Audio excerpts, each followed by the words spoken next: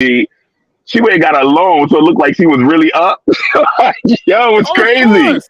That's the whole It's thing. That's the crazy. whole thing, man. And we live right now, but I want us to continue this is gonna be the introductory part. But Sam, what I wanted to talk about, Frank, for the serious topic tonight, we're gonna talk about these scams and schemes and these get rich schemes that pop up all the time that that these influencers they basically leverage the black collective's desire for wealth and to get out of poverty or to break past the middle class or into a middle class. They leverage that desire to then turn around and scam and make money off of scams and shit that really just don't work. But a lot of us don't know what don't work.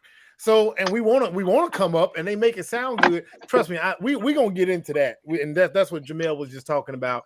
How they go the extra mile and go rent out an Airbnb or go rent a vehicle or they go do the thing that makes them look like they got what they don't got. Mm-hmm. Did you see the video that I sent that I put in the chat? Which one? What? Oh yeah, What? yeah, the young dude, Yeah, Yeah. I couldn't download that one yet. I couldn't download that one, but that's another example. Like, what was you doing, young blood? What was you Stupid. doing? What was Stupid. you doing? Sheffy, I don't know if you can see the screen though. So y'all know Okay. I got a funny video to share before we get started into the heavy topics. I got a good one, man. I'm gonna say this right now. This is not a shot at Passport Bros today. This is not a shot at Passport Bros. It's always a shot at Passport Bros. Always. Not this time because this is a fake Passport Bro. Now, now you say fake and Passport Bro. Is that an oxymoron? No, It man. is. I'm telling you, no, man. Because I believe there are some legit brothers with passports that are just exploring their options out there, and they ain't got no axe to grind. You know what I'm saying? Yeah, but They you not. don't call those Passport Bros though. But You no, just that call no, them that's no, no, that travel. no, that's not no. Because see, that's where I had to learn, right? The Passport Bros started with legit dudes. The scallywags came up under them Yeah, dudes. it started They with said they said dudes that let's do. actually was looking for wives. Yeah, There you go. They and then said let's Work the do a magic. rich dude. they calling niggas pookies. That's what they call them, pookies. Yeah. So the But Passport Pookies. all the hood niggas that could barely pay $50 in child support is flying to other countries to get foreign pussy. Yeah, so those are the Passport Pookies. So this is a Passport Pookie or Okay. a fake Passport Bro or whatever. Anyway, so this is a pretty damn funny Yo, video. Marva, I don't even think you realize you just created a whole phrase, bro. The passport pookies, the PSPs? No, I That's didn't the create it. No, I didn't create it. It's out there. No, that's already been out there. That's already been out there. I don't want to That's steal their that shine. PPP.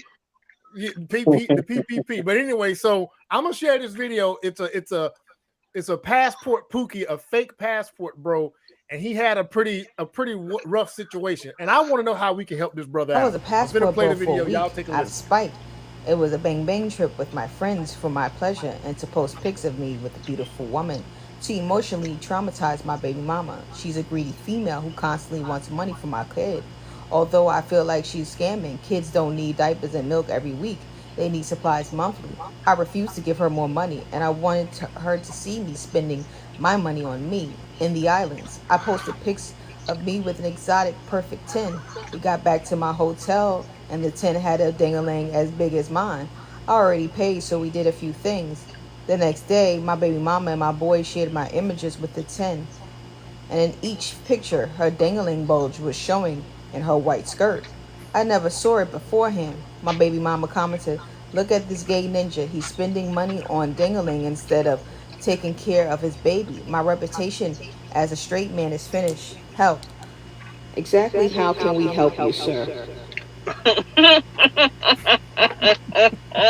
Please be for real. You posted the pictures to try to make your baby mama jealous. And y'all beefing. And it backfired. Because you didn't see the salami meat hanging in the skirt. Wow.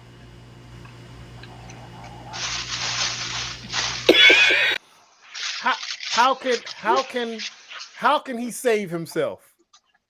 He can't. How can we help? Social media is forever, sir. So, I mean, honestly, even realistically, right? What are we helping with? Like, we can't unfuck his pussy.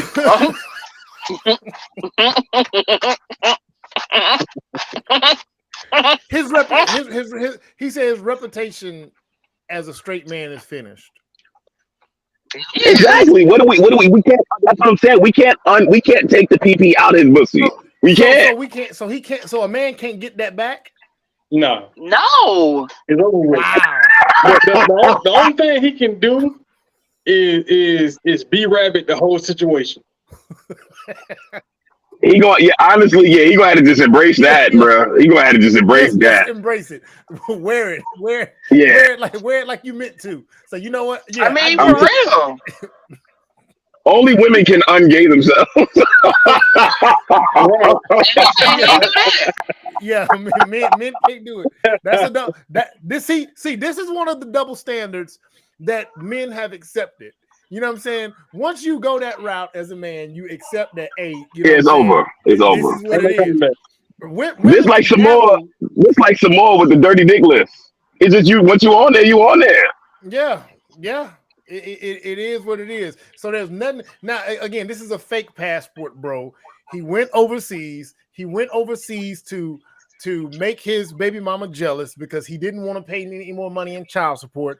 And it turns out he was involved with a trans woman, and he wants to know how he can fix his image or his reputation as a straight man, and it's done. He can change his name and get a facelift and change his whole face. That's all he got. That's it. Listen, I say just embrace it, bro. This is what that's all he can do. Embrace it. Yeah. Embrace your new reality. What's dude's name? Malik Yoba. Pull Malik Yoba. There you go, man. It's all well and good. It's all well and good. I thought that was a funny situation because, like he said, he was trying to be a passport bro out of spite, and then it turned around again. That's why I made the distinction between passport bros and pookies, because the passport bros are the legit side. It's just unfortunate that every little negative situation that comes up is a dude running up under there calling himself a passport bro too. And the distinction doesn't like, for those of us that are spectators, we don't make no distinction. We think we just like, all right, it is what it is. So I'm paying y'all a little respect today. Passport bros, I'm making the distinction. Look at Frank. Frank don't want to make no distinction. I don't care about none of that. It's tainted. I'm making a distinction today, man. I'm giving them a little slack. Anyway, I mean, just be a man of leisure. Leave it at that. Just be a man of leisure instead of calling yourself a passport bro. A man of leisure, man. Just flip it around. Rebrand y'allself. Like Prince had to, Prince, there's people that had to rename themselves. Prince had to become the artist formerly known as, and then he rebranded back as Prince.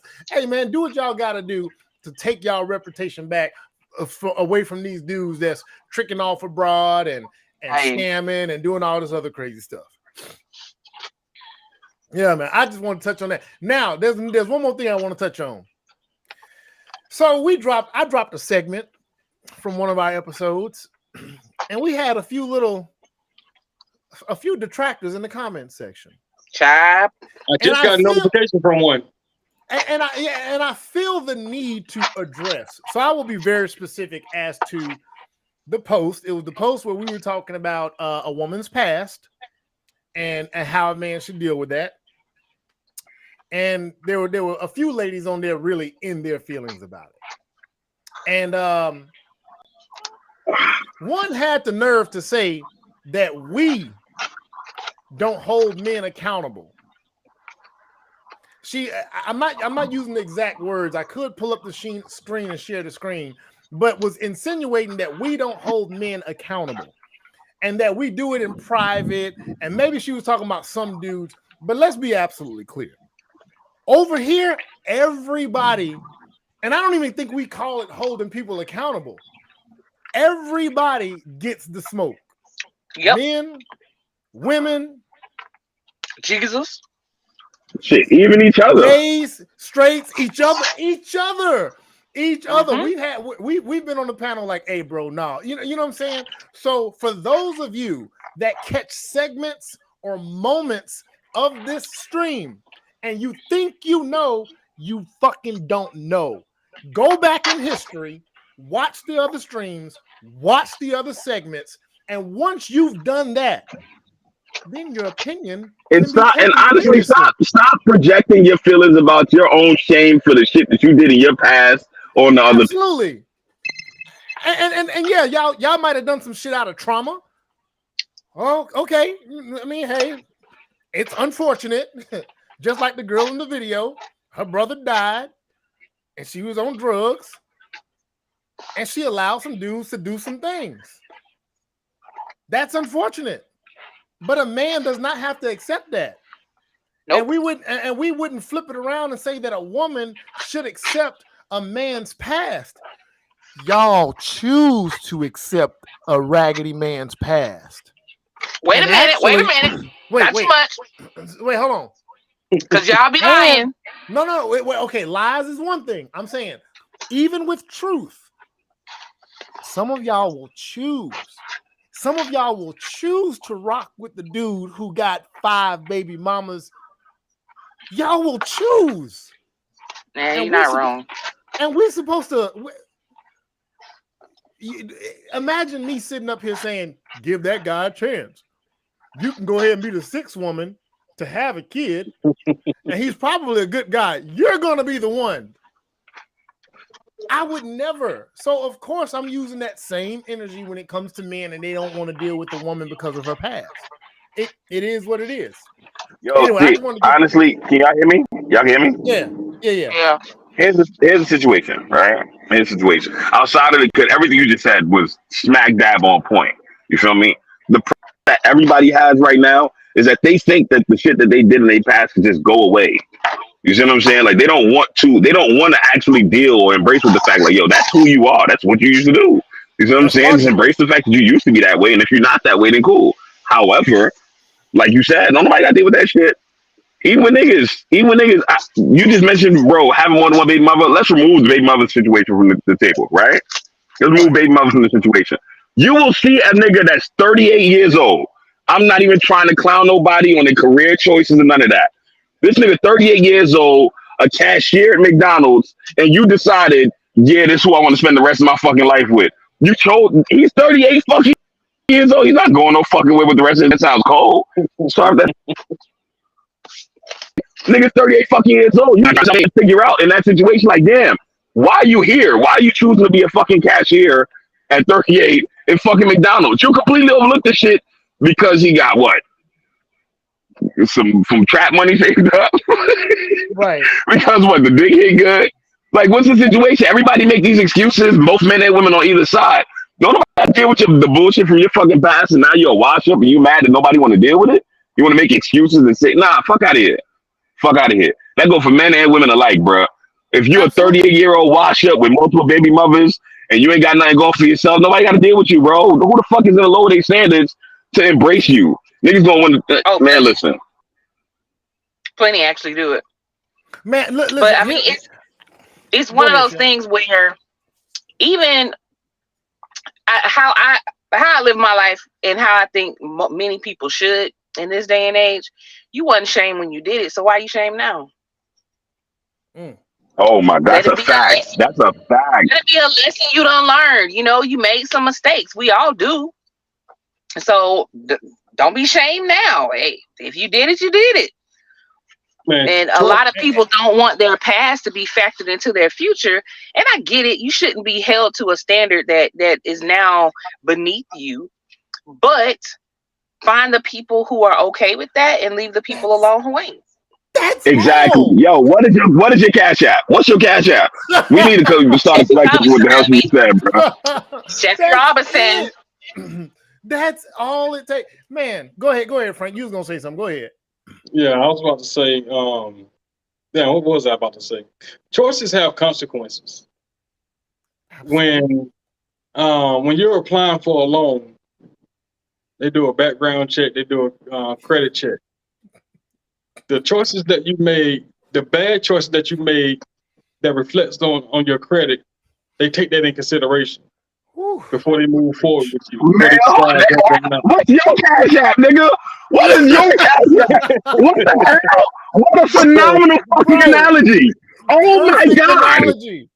Perfect analogy. See, why y'all don't drop that in them comment sections when I'm taking all them grenades at work? I'm at work. I'm in the because because you be leaving us in there to take grenades for you, and you disappear and unfollow the doggone post. So we don't come for your behind to save you. Hey man, listen. Sometimes I can't. Sometimes I can't. But man, and I know sometimes y'all can't. But I don't accept when y'all can't. This only applies to my benefit, not y'all. Whatever. I'm just saying. I'm one-sided. I'm one-sided as hell. But no, perfect analogy, man. And I look, there was a lady who hit me up some weeks back, and there was a guy who he was, as a teenager, he got into a situation. I think he was 17, she was 16. The family pressed charges. He has to register as a sex offender. The guy, other than that, the guy checks all the boxes, checks every last one of her boxes. And she asked me what I thought.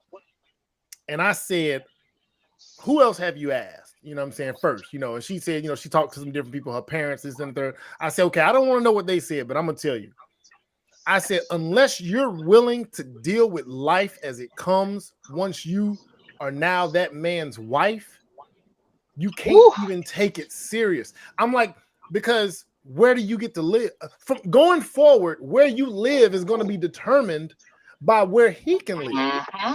So the zip code that you want to live in, you can't live in that zip code because when he was 17, he did something that he might not really have been wrong, but it's something that he has to live with until the laws or legislation changes and becomes a little bit more regulated affair. But as of right now, if I go outside and I take a piss and some children see that, guess what happens to me?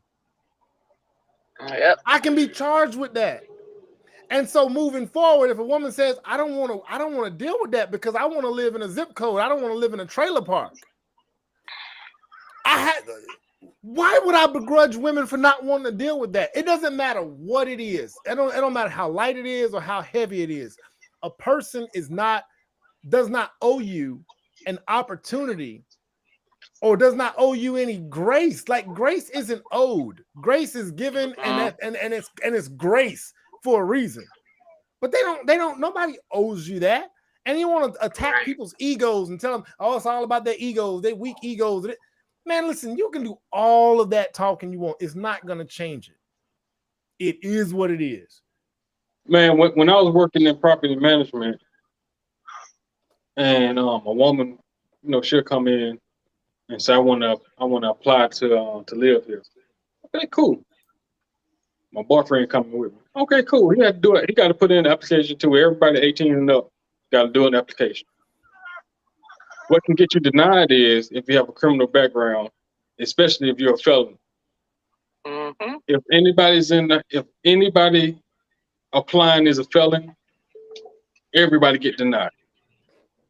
And they'll have this look on their face like, so, and they'll ask, so if I apply, and after I done explain to him, if I apply and he apply and get denied, then I can't move in. No. And that's pretty much everywhere you're gonna go. Yep. Now you associated with him. Anywhere decent. So and they just pack up their stuff and walk out the office. Not you be looking at them like it can all be so simple, but you chose to hitch yourself to this person that has a past that's frowned upon. And now the consequences of his past is directly affecting you also. It's directly affecting your present. But that's the thing. The thing about it in that situation is she's choosing to deal with that. Exactly. So she's just as culpable as he is in that case. It's like when somebody is making a choice of, okay, I'm willing to navigate my decreased ability to live to be with you, hey, that's on you, sis. No, Go be no great. bullshit though, chef. No bullshit though, chef. A lot of people got that shit tied into some weird ass idea of nobility. It's so fucking weird to me. Like, yo, we are so thwarted in our mindsets as bananas, fam. Like, this shit is really wild. It's niggas out here that accept all kinds of shit from women as a result of them thinking the old pimps used to say saving her. I don't know how old y'all are. Y'all seem pretty young on here and shit like that. Child, You we know your what I'm age. You might be younger than us. What? older. You know what? You know what? You know what? He supposed to throw them shots. We done threw New York shots at this man for saying? months. You got one in. He been waiting. All right, you got it. So Pete, and then you got women who will cuff up the bummiest niggas thinking I could get him together. Nah, B, nah. I I could mean, get him it's together. just interesting to see. Like, I was having a conversation with an ex of mine the other day, and telling him my situation, and he was like, "Well," I told him straight up, I was like, "I feel devalued as a woman." And he was like, "Why do you feel devalued?" I'm like, "Oh, baby, mama out here in these streets at 42. Like, come on, I'm real with myself on this thing." But that And goes to show that you have a certain level of self awareness that he may not possess in the situation. You see what Right. I'm saying? yeah, That he may not possess in that a lot situation. of women You'd be don't. surprised. You'd be surprised how many people in general they lack self awareness. They don't realize how bad their circumstances really are. Man, They just listen, coasting through fucking life. I've always said that for anybody to move forward in a relationship or something serious, I don't care what it is, business, personal, romantic, whatever. It takes the ideal person and the ideal circumstances to make that rock. You can be the best person and check all the boxes, but you're in prison. You're in prison. Yeah. That's a circumstance. You know, you could be the best person for a job, but they can't hire you because you got a criminal record. That's a circumstance. You could be the woman that this dude really checking for, but you got an OnlyFans page that everybody has access to, and it was from 10 years ago. OnlyFans has been disbanded. Now you on Pornhub. 10 years ago, you can't do nothing about it. And no, he don't want to deal with it. And you can't make anybody feel bad for not dealing with it, and you can't attack anybody's personal characteristics because they don't want to deal with it. Bro, and that's the wild thing about it, G. How are you gonna make me feel bad about the fact that you chose to do stupid shit with your life? Because people really don't want to come to grips with certain things have devalued my opportunities. They don't want to understand it. They don't want to accept that. They don't want to accept that. It's wild. Like, yes, can you? Everybody, I'm one of the niggas. I believe in second chances, crazy, right? I believe in a million chances, actually. You feel me? Yeah. I believe a person can redeem themselves. I believe a person can redeem themselves from some shit that they've done. You see what I'm saying? But again, that takes a great deal of self-awareness that a lot of people genuinely do not possess. You see what I'm saying? Like, you got to accept where you at in order to change your circumstances. But to try to shame the world for pointing out the fact that you was on some fuck shit and they don't really want to tolerate it is wild to me, fam. That's next level gaslighting. That's why I ain't never had no problems dating, because I only date dudes that like big girls. And you know, I ain't trying to date no dude that like skinny girls and make him, well, you should take me as I am. Now, if you don't want me, we good, because I may not want you either. We even. It's fine. And you know what, man? I'm gonna tell you, when you see, here's what's crazy. Here's what people don't realize. When you wear your circumstance, you will somehow by default attract people that are okay with it. Yeah. You know what I'm saying? If you walk into the room and say, no, baby, don't get excited because I got some shit about me you might not like. And then I'm like, wait, what you talking about? Well, look, I got this, and this. Now what you want? Now get out my face. And I'm like, well, hold on, man. Pretty much. Hold on, sweetheart. Let me talk to you for a minute. How about me? I got da. We're a match made in heaven. Let's make it work. But to try to shame somebody for not wanting to be, anyway, I don't want to belabor the topic too much because we got the next one to get on. Now, I want to talk about the Raw Dog Queen. I really. Oh Lord! But before we get to that, we have no choice but to talk about these boys fresh and fit. We have no choice. But and what I'm going to use is, I don't know if you guys are familiar with the lead attorney. He's in the manosphere space, I think, but he's not he's not one. If you've ever heard his show, if you ever checked it out, his perspective is a lawyer's perspective. It's really different the way he spits game and he gives information. And I like his show. He's not so bottled up in this. He's not an angry man. not at all. Anyway, I'm going to share his take on it and the way he presents it, because it kind of does a little homework for me. He gives a little history of what's going on with Fresh and Fit that led up to their demise, because we all know, we've seen some of the content and been like, these dudes seem to go get the dumbest. Well, no, they seem to go get women off the streets that could not hold a conversation and argue with a fence post and win. I'm like, who are these? Like, they go get women that have reputations, that are not articulate, that are not well versed, that are you know what I'm saying? And then they run it. You know, they make them look foolish because they're already fools. So, you know what I'm saying? It's like, man, this is what they do all day. But anyway, so, and aside from that, again, and I will say this before I play the video, Fresh and Fit have been broken clocks. They are right a few times a day, because they bring in those general man-woman principle dynamics that we can all pretty much agree to. They bring that part into the conversation, but then they start stacking all kind of bullshit on top of it, and it goes a whole nother way. So anyway, I'm gonna play this segment from the Lead Attorneys podcast, and if y'all ain't checked this dude out, he's really got some good stuff. Saving children, right? That was great, but saving you guys is better.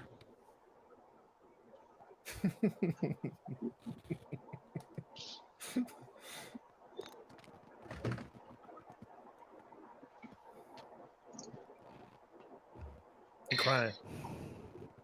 Lead Attorney here. People wanted me to react to this. Now, why is that? Fresh and Fit doesn't really care for me too much. What do you guys think about the Lead Attorney?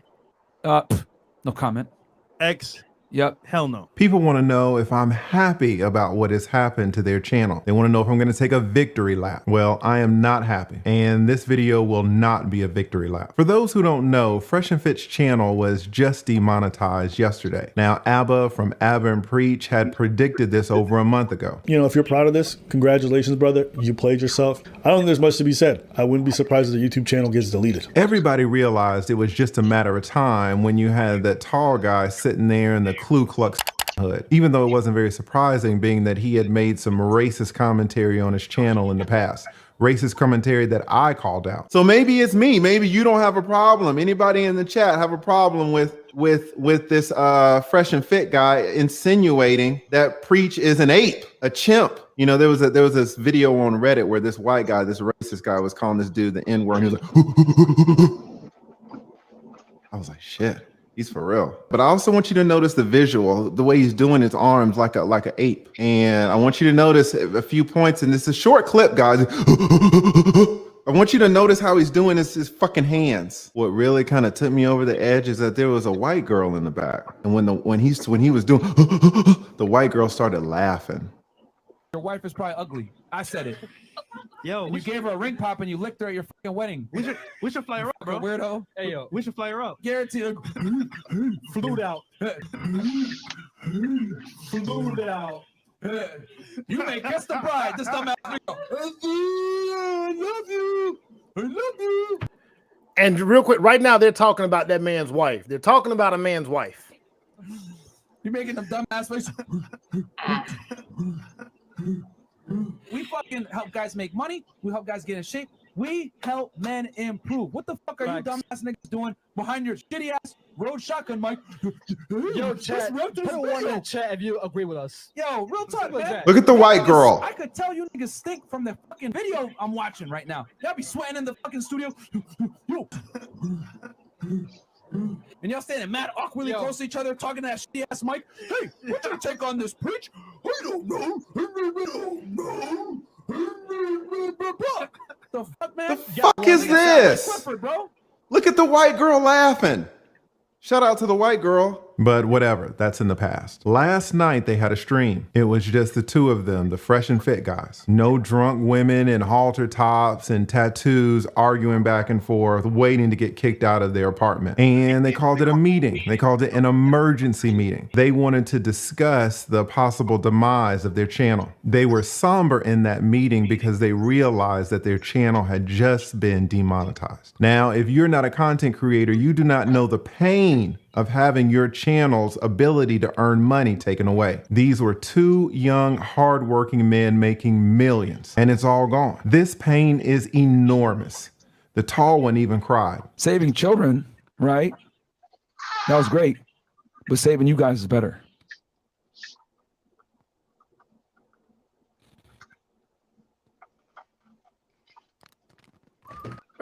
Let me pause that real quick.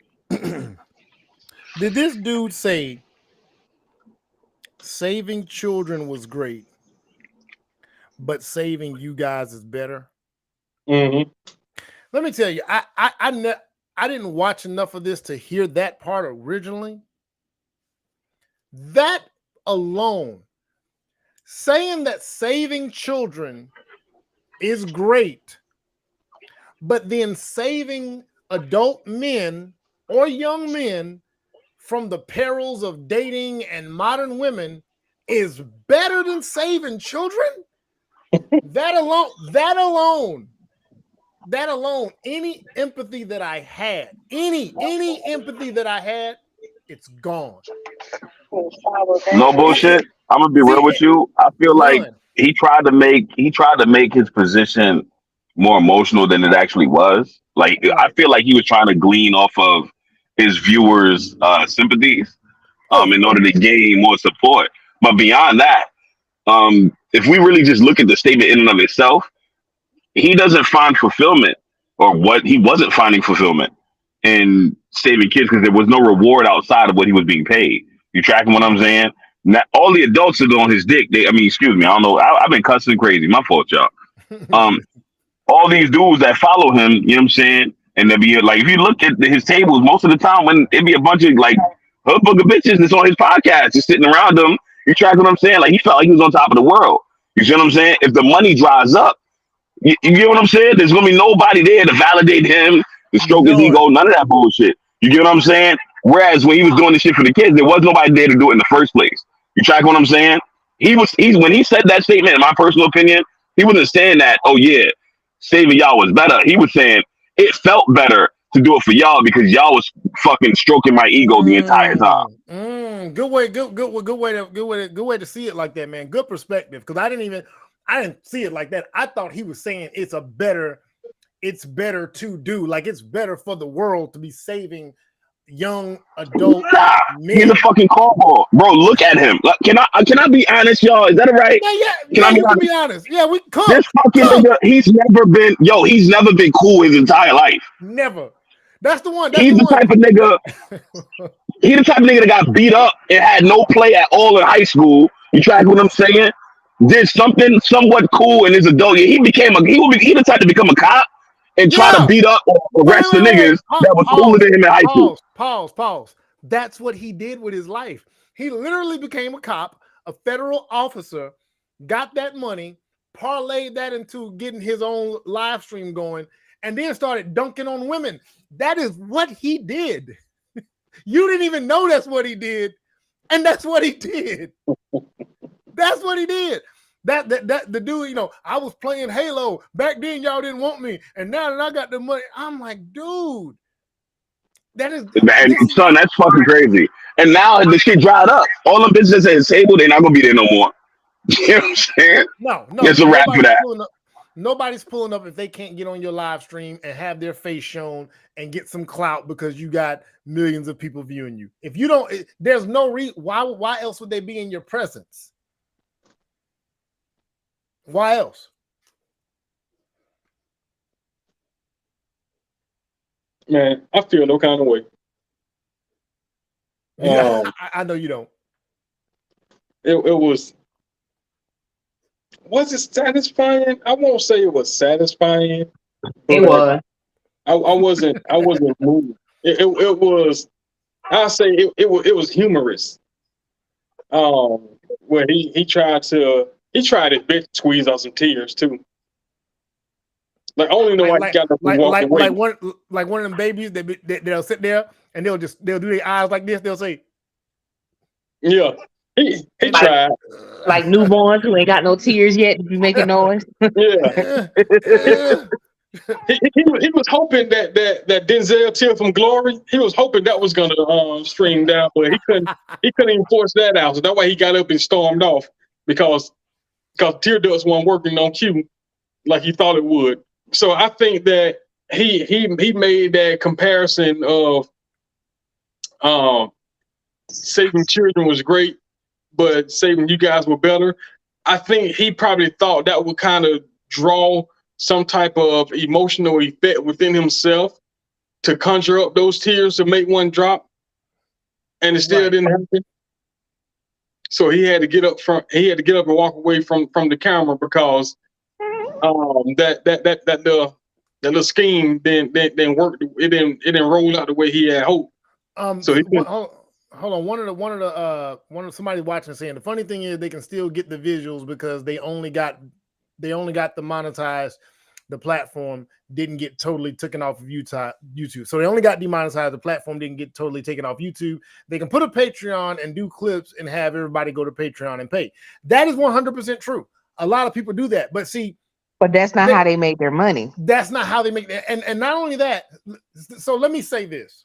For me, there are some people that I follow that I have profound respect for.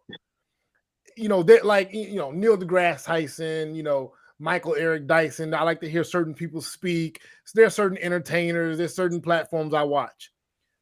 And I watch a lot. I pay for my YouTube because I don't like the commercials. Right. There's not one person I want to hear so bad that I would go to their Patreon. Not one, because I'm not jumping through another hoop to get more. Mm-hmm. And so the thing about YouTube that makes it so powerful is it's so baked in and convenience. They already have an app.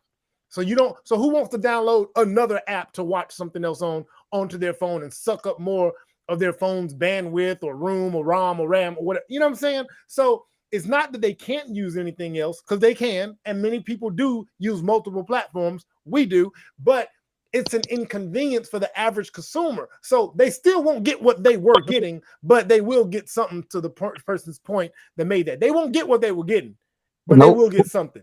There's no way you can't replace like you have to get in the, and Sheffy, you could probably speak to this. I would recommend for anybody, the moment you get a buzz out here, start automatically leveraging and moving your fan base to your own platform if you can. If you can find a way to build your own app, build your own website that people are willing to go to, that's what you should do. I mean, it's unfortunate that they put all their eggs in one basket, because that's content creator 101 right there. You diversify across multiple platforms. You draw people to different places for different reasons. Mm-hmm. Patreon probably won't even take them at this point, because Patreon still has an approval process too. You can't always just put up your stuff. Sometimes they'll be like, nah, we good. So, OnlyFans might be their best bet, to be honest. But did you say OnlyFans? Them dudes, they subscribe to OnlyFans. Here was the part about these guys, and I'm gonna play the rest of the video. Here was the part about these guys that was so bad. They were hypocrites. They would be talking so disrespectfully to these women, and you come to find out that they're on Adult Friend Finder. They're looking for escorts, and then they're talking down to the same women who they're paying services for. Like, you can't do that. That's not the way that works.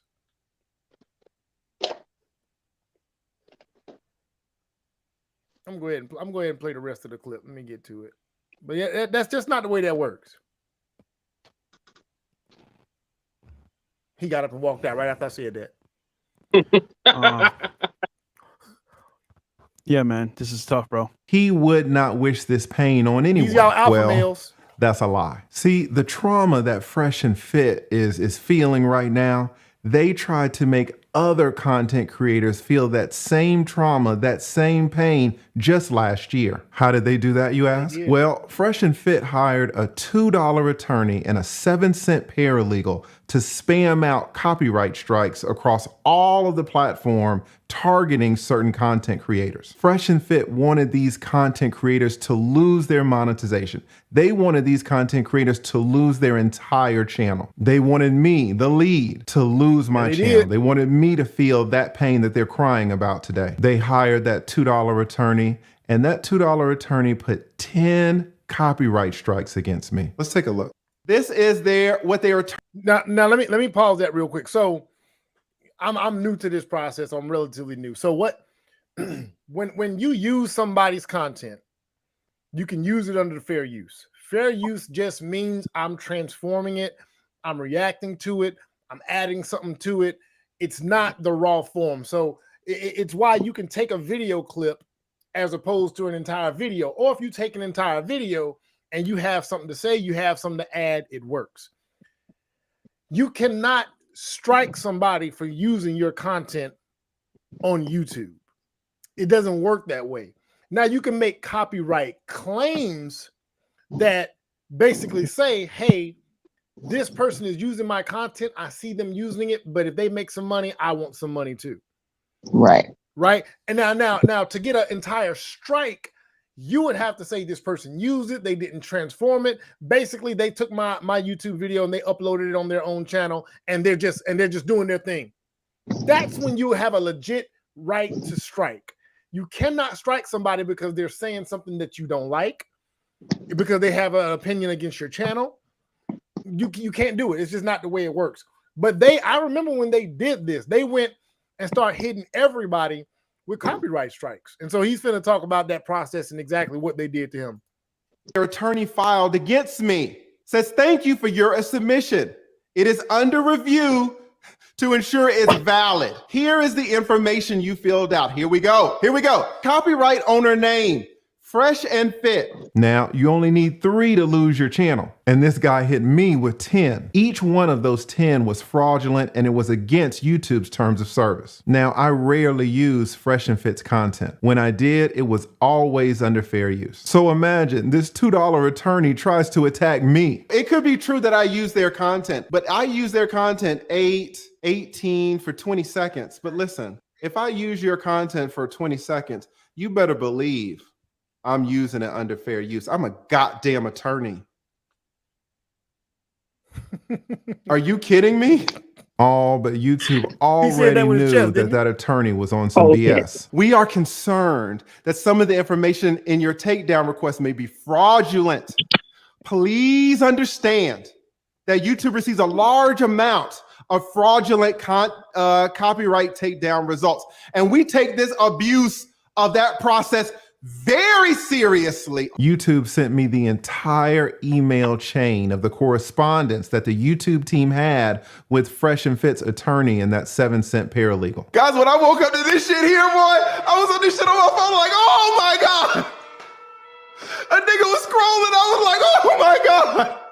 The email chain showed that the YouTube team knew that those 10 copyright strikes against me were fraudulent. YouTube gave Fresh and Fit 7 days to apologize and retract each one of those 10 fraudulent copyright strikes against me. You may be able to avoid termination if you retract your takedown request. They said, take it back. If you want to avoid termination of your channel, take this shit back. he went in, didn't he?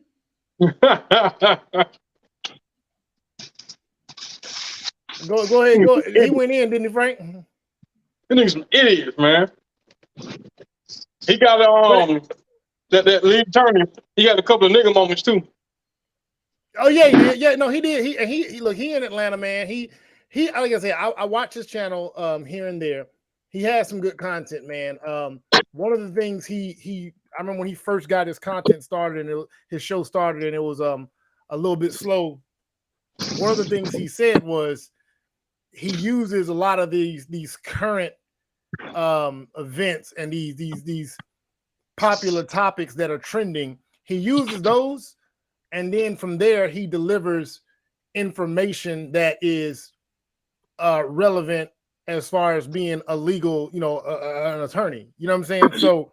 So in that way, it kind of helps because you're getting good information, although it's brought up under all this popular crazy stuff that we got here and there, man. So like I said, I've checked out his stuff for quite some time now, and yeah, he's definitely on point.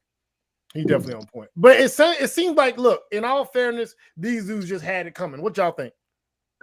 Of course. Yeah. They were begging for it. They got too high up on the pedestal that they built for themselves.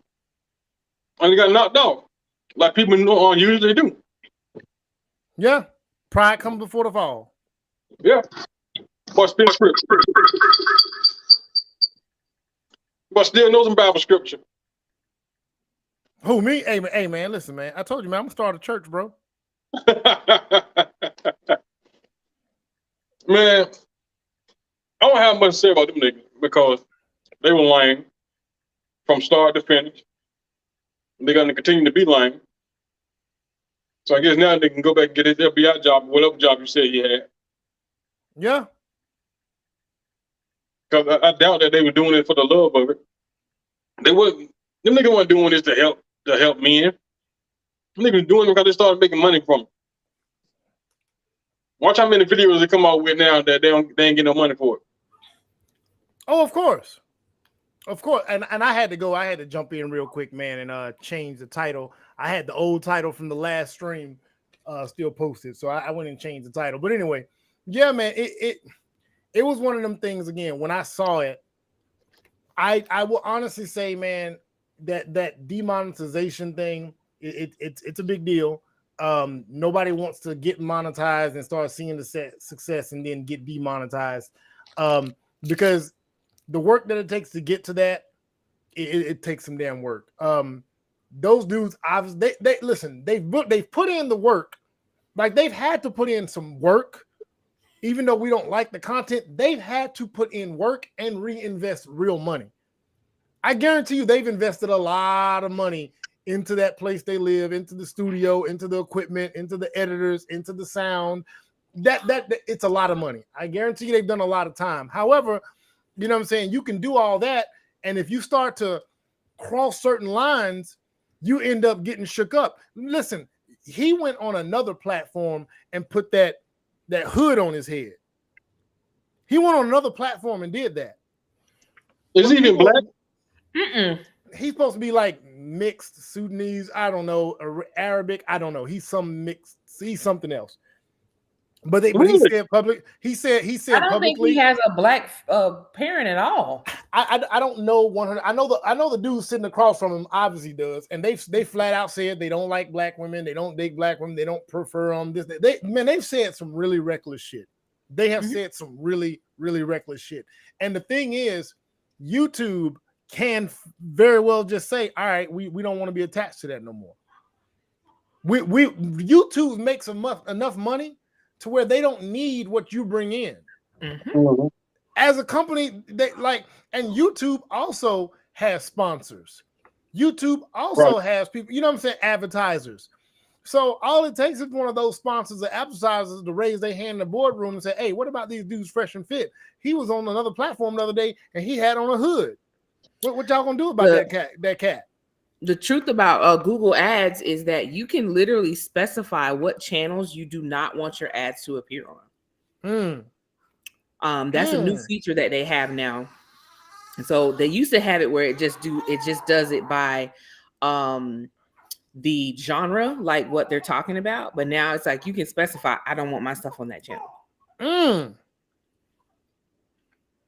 And so I would imagine then, if they get enough people saying we don't want to be attached to that, yeah, they will shut you down. Wow.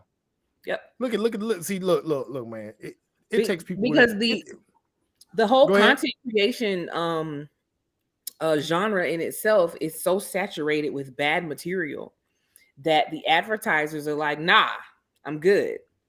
That's why Facebook Reels and that's why the Reels thing was very short-lived, because what started happening was people were uploading content that wasn't theirs, or sitting in a video just doing this while somebody else is talking, getting a bunch of views and getting paid, not saying nothing. You ain't got nothing to say. You just got your face in there and doing this. And like on TikTok, fake laughing can manipulate their own algorithm to go in and specify which TikToks get picked up the most. Right. So a lot of people thinking, well, if I do such and such and such and such, I'm going to end up on the thing. And it's TikTok. It's like, no, TikTok decides who is monetized the most. So if they don't like your channel, they will shut. If TikTok specifically don't like it, they can get it. They can shut it down. Yep. Yeah, I mean, I don't feel bad for them at all. Oh, no. You know what I'm saying? The work they put in, they did it to themselves. Nobody did it to them. About the work they put in, because they sabotage their own work. No, yeah, that's what I'm saying. They did it to themselves. Yeah, they did it to themselves. Nobody set them up. You know what I'm saying? They did that to themselves. So I ain't gonna belabor that topic too much. Golly, the Raw Dog Queen. All right, man. I'm gonna get this out the way so we can get to the real. Man, listen. Why did y'all have to share that with me? I was living a really blissful existence, not knowing that this commentary or this girl said this stuff.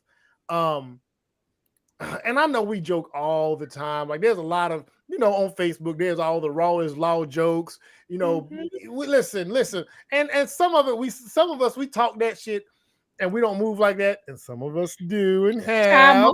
Most people move like that. Real talk. You know what I'm saying?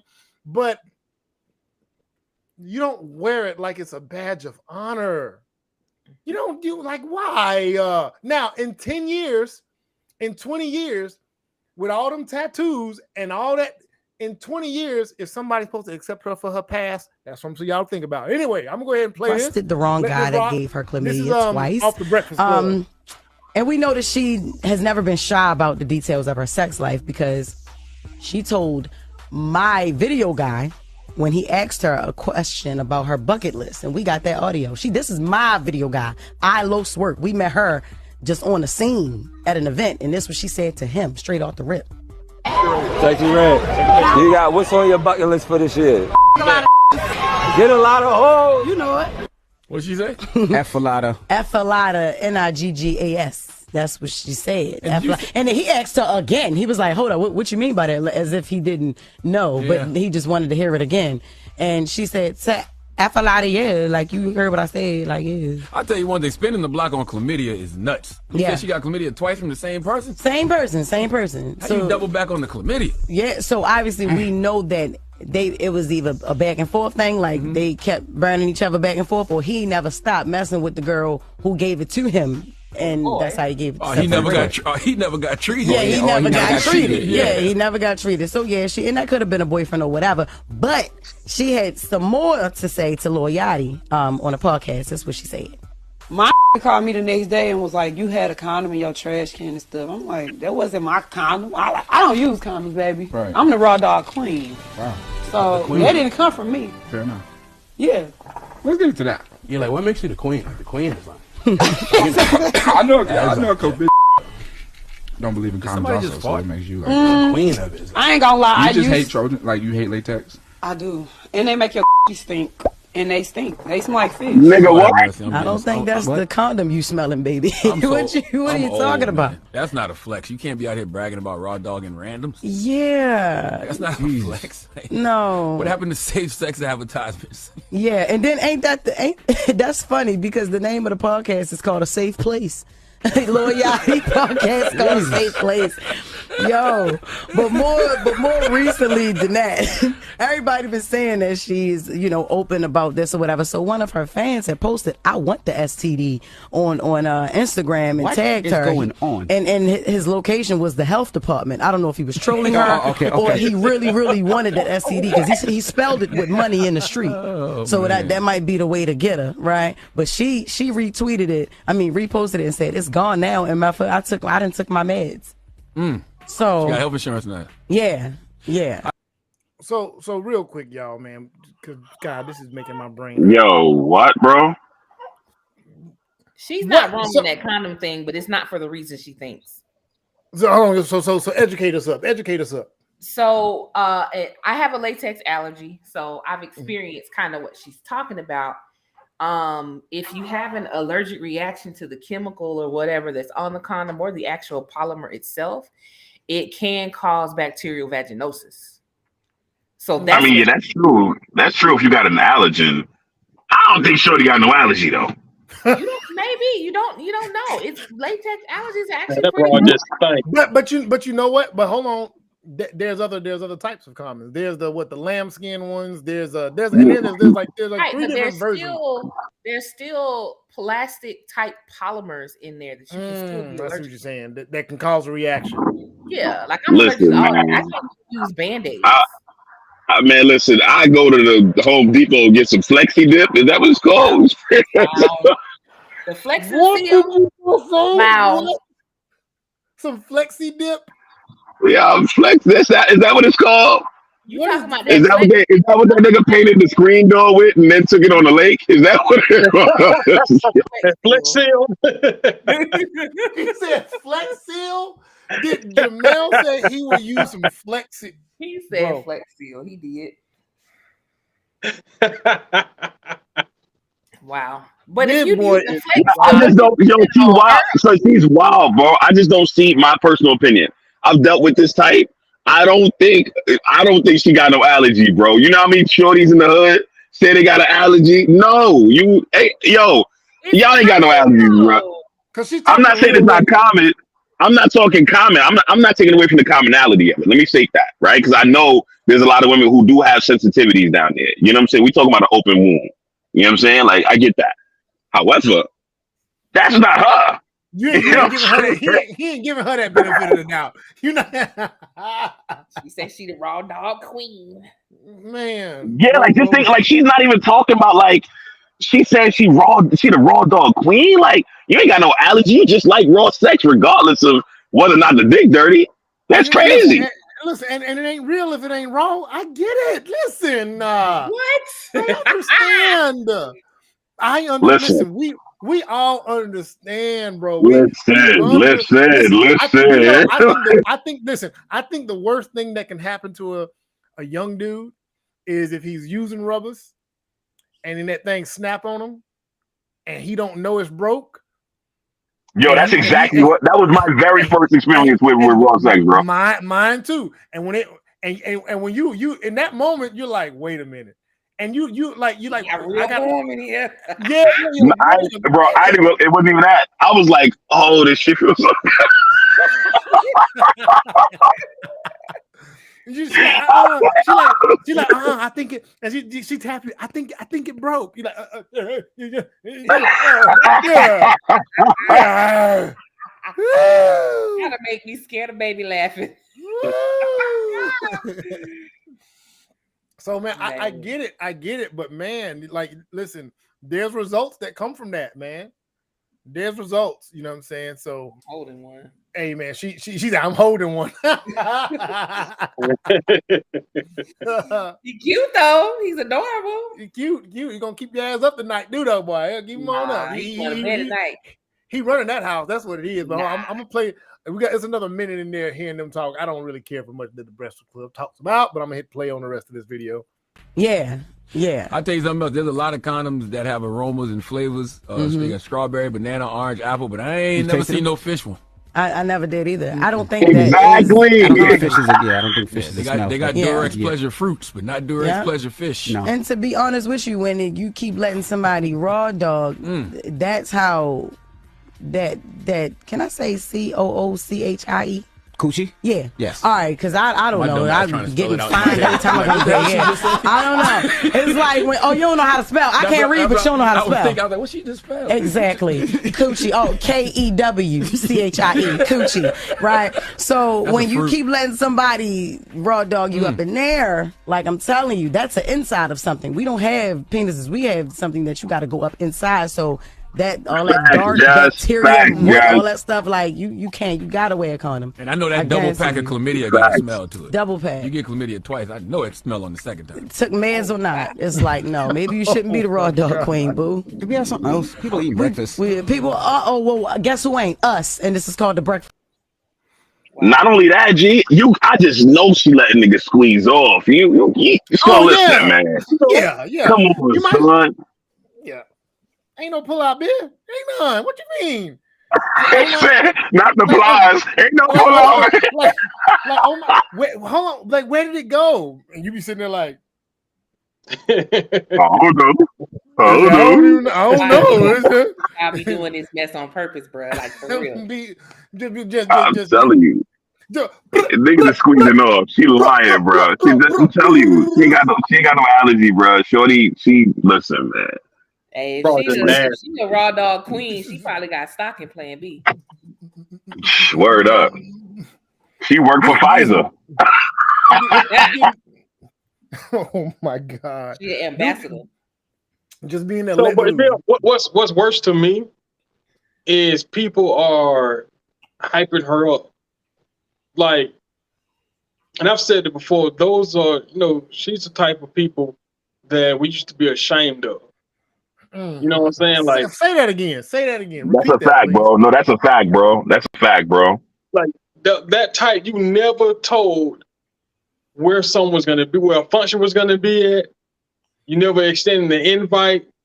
You wanted to might be cool in the setting of a hood.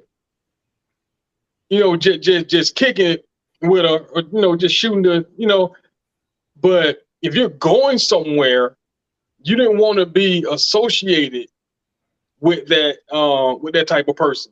Not at all. But now it's celebrated and pushed out to the forefront, and people are defending that. Like when I go into comments, not just defending the G. These niggas are saying they want it. But you got to think about the reason why it is being defended. Go for it. I think it's a little bit far-reaching, but I still understand, and I agree with why it's being defended. It's being defended because the sexual freedom of women is actually a really big deal. Yeah, I get. Now, I do get that, but keep going, so they're defending it because it's like women should have the same rights to discuss our sexual proclivities as men do. You have literally men out here who think women don't orgasm, or women don't have sex dreams, or women don't want to have sex regularly and things like that. And it's like, none of this is true. We have just been told that women should calm their urges. But what was happening to women who actually were trying to live their best sexual lives, they were being put into crazy houses, saying that something was wrong with them for just being. Yeah, that what did they used to call it back then? The word escapes me. Oh God, I forget it. It was something. It was a very specific word. Oh God. Yes. Bro, they was putting women in the crazy house if they dead ass had too much of an attitude, bro. What was it? God, I'm about to look it up. I hate when words escape me like that. But keep on going, Chef. But so this whole awakening where women can discuss sex in mainstream is actually a good thing, because it will lead to women and girls getting the sexual education they probably need. However, there is a such thing as too far. Honestly, women do have the ability to be open about their sexuality and be able to explore in public, doesn't mean it has to now be a identity. I don't think anybody should live their life. The word was hysteria. Yes, Hysteria. So if a woman was too horny, the whole term of a hysterical woman. See, we right now, if we use hysterical, we think that's just a crazy Karen. She's hysterical. But hysteria, they used to put women into, if I'm correct, they used to put them into facilities. They used to make them hug themselves and stick their ass in a room. And what was crazy is the gynecologists of the day back then, they would send the wife to the gynecologist, and he would tighten up. Yep. Quite literally. Yep. He would get her to release some stuff. Give her an orgasm, and that's he would get her to release some things. Just kind of. That was the treatment. No, that was the treatment. G. Right. And then when it was lined up, Dr. Hill, they was pulling up like, hey, oh my God, hey. Kevorkian was stuck in the 50s and 40s. They were Dr. Hill. I hit my appointment. Absolutely. It's important that the movement is happening, but like I said, there is a such thing as taking it too far. I don't think for anybody their sexuality should be their identity. I mean, you even look at the LGBTQ community, a couple of folks are now expressing that, like, we are more than just our sexuality. Y'all realize that, right? Like, I'm a whole person. So I don't even think it's a matter of them talking about it too much. I think what the issue is that it's a time and a place. You know what I'm saying? So from where I'm standing, I think the conversations being had are amazing. I just think they should be had with women who are safe spaces for other women and can discuss those things about their urges, et cetera, and we allow for them to have those safe spaces so they can do it. However, when you hear me out, because when you do it like this in this specific setting, and I'm not trying to police nobody, I ain't nobody daddy and none of it. I am a couple people daddy, but I ain't that kind of situation. I can't tell nobody what to do. I'm just saying that in these situations where you come out and you talk about it like this, where your identity, as you put it, is your sexuality, where I'm going to say you being so open about it, you end up in a situation like Suki did, where she's saying, and nobody believes her, she's saying I'm uncomfortable, but nobody believes her because she done put herself in this position to look the way she do. You track what I'm saying? It's not even women standing up for Shorty with regards to, and I'm sure there are some, but the vast majority of women was like, yeah, she's just a hoe. It's bananas. You see what I'm saying? My stance only, is that, talk about it. Go crazy. I think it should be discussed. I think women should be talking about sex more commonly with each other, though. You feel me? And, of course, with their significant others. However, if you're going to put it on Front Street, that shit going to call attention. No different than a nigga wearing a chain in the hood with a bunch of have-nots around him. But I don't think that's necessarily true either, because you got to think there's many women who talk. I mean, even on this podcast, we've talked about our sexuality, and not a single man on this podcast would try me like that. You know what? I think it's now, Chef, I will say this, and you got to give y'all credit. The manner in which y'all articulated and presented in a respectful it ain't just that. manner. That's 50% of it, mama. Even when y'all funny and slick, even when y'all funny and slick, it's still a manner that any man with a brain can absorb that and say, golly, respectful. And it's not that y'all post them. That's just 50%, bro. That's just 50% because their respect for themselves is only half of it. The fact that they're talking about that with other guys that respect them is also another part of it. You see what I'm saying? That's why I'm saying these conversations need to happen. They just can't happen with everybody. You can't just put it on Front Street. And the delivery, and the delivery. I think it's the delivery that's the issue. Because I think the delivery is a big deal. I'm the raw dog queen. Man, that's not gonna go over well. That's not gonna go over well. Okay. Here's the problem with that. And I'm gonna put you in this, Sheffy, because you have a different set of opinions when we ever discuss things like this, right? Mm-hmm. So I don't believe that a woman could wear anything that would stop a nigga that wants to do something wrong to her, that would stop him from doing it. You see what I'm saying? Likewise, regardless of how much respect you carry yourself with, it's not going to stop a nigga from trying you like a hoe. You see what I'm saying? Jay, what you talking about? I have seen niggas try to bag women that was crazy way above their level with the same shit they talking to the bitch on the corner with. You understand what I'm saying? So if we sitting here talking about the respectability, I get it. I swear I do. I really do. I get that. But I just think It's not just about the respectability. It's also about the time and the place. Because realistically, it don't matter what you say or how you say it or when you say it or what you wear when you say it. Somebody gonna take that and run with it in the complete opposite direction of what you actually wanted to be seen at. Right, but well, I mean, that part we can't change, and that's not what I'm talking about. It's not even respectability for me. It's I don't know. I think delivery. I think delivery is a big. I'm not vulgar. Right. I think delivery is so like for example, there. We don't know. Like, okay, when she says the raw dog queen, we assume just by default that there's this large number and everybody's squeezing off in it and it's just wild. And for all we know, she might have only been with 3 men in her life, one of which cheated a few times and gave her a disease twice. There might be only 2 other men that she's ever had sex with, and those are the only 3 men she's had sex with, and it's always been raw.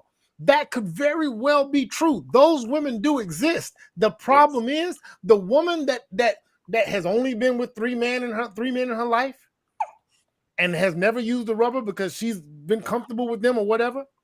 She doesn't call herself the goddamn raw dog queen. Nope. So it's that delivery. Like a lot of people talk about Cardi and how she talks vulgar about sex in a lot of her songs. It's like she also talks about her husband. Yeah. Like she literally, I turn Offset on is what she talking about. Yeah. So things like that. When you look at context, even if you listen to Beyonce songs, some of Beyonce songs are extremely vulgar. Who's she talking about? Her husband. And his watermelon. Wait, and it didn't get vulgar until she got a husband. Wait, hello? Hey. Wait, hold on. Hey. Wait, hold on. Whoa. Go back. Who talking about swallowing watermelons? What did I just miss? Man, you don't listen to the song Drunken Love? Yeah, that song Drunken Love. Yeah, man. Cigars on ice. Like, come on. Yeah. You do. Chef, I want to say this, right? Hold on, Frank want to tap in. We done got all these words and he just been chilling. Go ahead, Frank. Now, I get what you're saying about liberation and all that stuff. I think that belongs in a certain box with certain women. Now, the ones that I've seen defending the actions are comes off as or presents themselves as not the ones that fit in that box that wants to talk about it because it's liberating and they feel like they should be able to. The ones that defend that person are defending her because she's entertaining them. You understand what I'm saying? So the issue with a lot of our people is they put so much stock into entertainment to where they will damn near deify a celebrity and defend that celebrity because they're simply entertained by that celebrity. Fair. So, to talk about liberation and all that stuff, it's not talked about in that context under or amongst the audience that defends that woman. You understand what I'm saying? Fair. So that's the thing that bothers me is like we lose all sense of decency. I ain't gonna say we, but they lose all sense of decency for the sake of defending this mess. Like, you ain't finna sit here and tell me that you would associate yourself with a stranger that you just met that's talking like that. You know, that's carrying herself like that. But because this person is in the spotlight and you're watching this person on what feeds you entertainment, and you make that connection to this person and the screen you're watching them on, then it's safe to indulge that person. Mm-hmm. You know what I'm saying?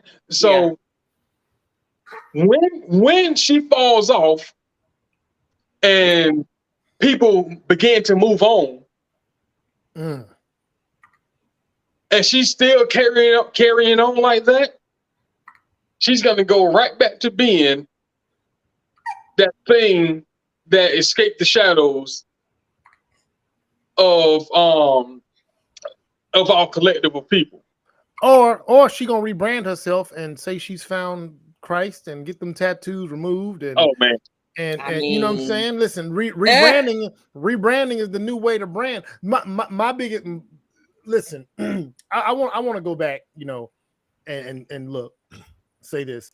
When it comes to liberation, there's two parts of it. There's Black people as a whole, America as a whole, the United States, you know, there's always been a little bit of, you know, they've been not as sexually liberated as some other countries around the world, right?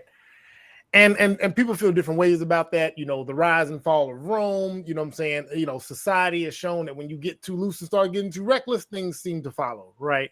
I don't want to get into weeds of that, but I want to get into it in a fair way to say that it is indeed true that there's been a lot of sexually oppressed and there's a lot of sexually repressed people in our culture, in our lifetime. I mean, we know the whore stigma. You know, back when we were in high school, we've talked about this before. If you wanted to see some girls fight, all one of them had to do was say, I heard you sucking dick. And that was a wrap. It was on and popping. That's what was going down. You know what I'm saying? But in them very same schools, people of other races, that's what they were doing to preserve their virginity and to make sure that they didn't have kids. Yep. They was out there. They were using every orifice. They were using every orifice they could to preserve the one that would lead to them bringing forth children and being deemed not a virgin. So in the United States of America, there's always been this puritanical umbrella or oversight to sexuality, and women have been held under that for the longest. That's absolutely fair, and there might be some reasons behind that haven't been presented the way that they should. See, I think oppression or oppression, sometimes the architects of it, some of the architects of it are trying to protect. You know what I'm saying? Because see, men know the nature of men. Before we can understand women, we automatically know the nature of men. And in this sexual freedom that we have, there are men whose minds who are excited about that. And they're like, yeah, bring the sexually free so we can be free with them. And then when we time to slow down, we're going to go get the one that's dressed like a nun. And yeah, we might cheat on the one that's dressed like the nun with the one that calls herself the Raw Dog Queen. But the one that wins on the back end is the one that's dressed like the nun, because if she finds out you sleeping with the Raw Dog Queen, she's getting half, she's getting the kids, she's getting the house, and she's moving on, and you're going to have to start over with the Raw Dog Queen. But the man's not even going to start over with the Raw Dog Queen. He's going to go find another one that can present herself and represents herself at least less like a freak in the public. You know, again, freak in the streets. I mean, the sheets, not in the streets. And so I think it's the repressed sexuality and the oppression involved with it, combined with some supposed protection from those that don't know no better. It's all out of whack now, and there's this major representation, because in society we tend to overswing. We tend to outkick our coverage every single time. We go from being oppressed to being super liberated, and we never come to the middle. We never come to the middle and say, you know what? Okay, being crazy is not the way to go, and being too closed off is not the way to be. We never find that middle ground. And unfortunately, this young lady, while she's on this path and entertaining, she's also influencing younger ladies. So there's a 13-year-old girl that listens to her music that might not have a parent in place to whisper in their ear and say, hey, We telling you this, but I know you listening to this in the world. See, a lot of times children, they have the entertainment right here, but they don't have nobody else over here. So all they got is the entertainment. So there's a 13-year-old girl right now listening to the Raw Dog Queen, and she likes her colorful hair, and she likes her tats, and she sees her Gucci link chains, and that she got money, and that 13-year-old girl might be in a foster system or a home somewhere, or maybe she's in a shelter and she don't see no way out. Well, if the Raw Dog Queen can do it, why can't I? If she and the Raw Dog Queen might not even be the Raw Dog Queen. The Raw Dog Queen just got 1 million views for saying she's the Raw Dog Queen. That's a good point. Girl, so you think she's doing this for clout? She wouldn't be the first. She wouldn't be the first. Man, she could be. I get it. So I guess what I'm asking is, right, and I don't mean to take you off your point, because you opening my eyes to some shit that I didn't really consider, right? Like, so from where I'm standing, let's take all this that happened before her. That was what we would consider to be vulgar in society standards, right? Mm-hmm. There was all kinds of shit said about Lil' Kim. You see what I'm saying? That wasn't necessarily true about Lil' Kim, that people assumed based on her lyrics. You track what I'm saying? Like, so I get the idea of doing things for clout, but a person like Lil' Kim was just rapping. She was, from her perspective, she was partitioning what she was saying in her raps from what was going on in her real life. A lot of the shit they was rapping about might have been happening, but a lot of the shit wasn't happening. And she actually clarified that in some documentaries and shit like that. I think Faith Evans did the same thing. I guess what I'm asking here is, do you think this is just a character that she's putting on, or a situation where people are assuming that she's like her lyrics? Because from where I'm standing, that was an interview. That wasn't a song. Like, she said this. This was actually an interview. She said what she said. So I'll say this, man. It's getting very hard to tell, bro. Let me say. When I heard that fool Charleston White say the things that he said, and they're literally not true. The things that he said about himself have been so untrue. Put it like this. Some rappers that I listen to have hinted at things and got RICO charges. Charleston White has flat out said, I've done and nobody came to get him. Because you can almost, that's what I'm saying, you can play around on the internet now. You can play around in this world and do interviews and be very surface, and you can duck dodge and answer questions however you see fit. And it might not be remotely true. Now, I'm not saying that's her situation. I'm just saying that it's a possibility. But it's unfortunate that no matter which way we swing it, whether it's absolutely true and she's representing herself in full form, this is her final form. You know what I'm saying? This is her. You know what I'm saying? This is her saying form. This could be her final form. Yeah, this could be her final form. Or she could be totally full of shit. The sad part is there's a 13-year-old girl right now that can't tell the difference. They can't even have this conversation. Full of shit. That's why I don't think she's full of shit. Because a lot of these women out here now, you have to think about how a lot of people have gotten famous and a lot of people who haven't. I forget who, it was an actor. I forget who talked about it. Oh, it was Zeus. He said, I could have been, a bigger name out here, but it's just certain things I'm not going to do. So a lot of the people who are quote unquote getting famous, getting deals, a lot of them are doing those things. So I would not be surprised if she is actually telling the truth. Yeah. Because a lot of people are doing unscrupulous things to get put on. Yeah. That you know what, that is, see, that's another part of it. It's too many this onion, bro. You're right. Because now, because think about the whole Chicago rap scene. Yep. The way them dudes was rapping, like, man, ain't no way these dudes has actually got these bodies. And they started digging up these dudes' records. It's like, whoa, y'all in here rapping the serial killers. Yep. There was one dude. There was a dude. I should have got it. There was a dude who made a video said, "We in the club rapping, vibing to murder music." And I've been in the spot and they nigga drilling, and everybody in there rapping and know all the words. Yep. I know what kind of mood Earth, Wind, and Fire put me in. I know what kind of mood, you know what I'm saying, Anita Baker puts me in. And so I can only imagine that them living that life and them singing those lyrics, it influences those people to get in that mood. So it's such a little Pastor Troy do me. So yeah. Oh God, he what you know about Pastor Troy? You ain't no Georgia girl. I'm a DSGG baby, but always. Man, help me, Sheffy. Help me, Sheffy. I'm a realist. I'm more realist than reality. Hey.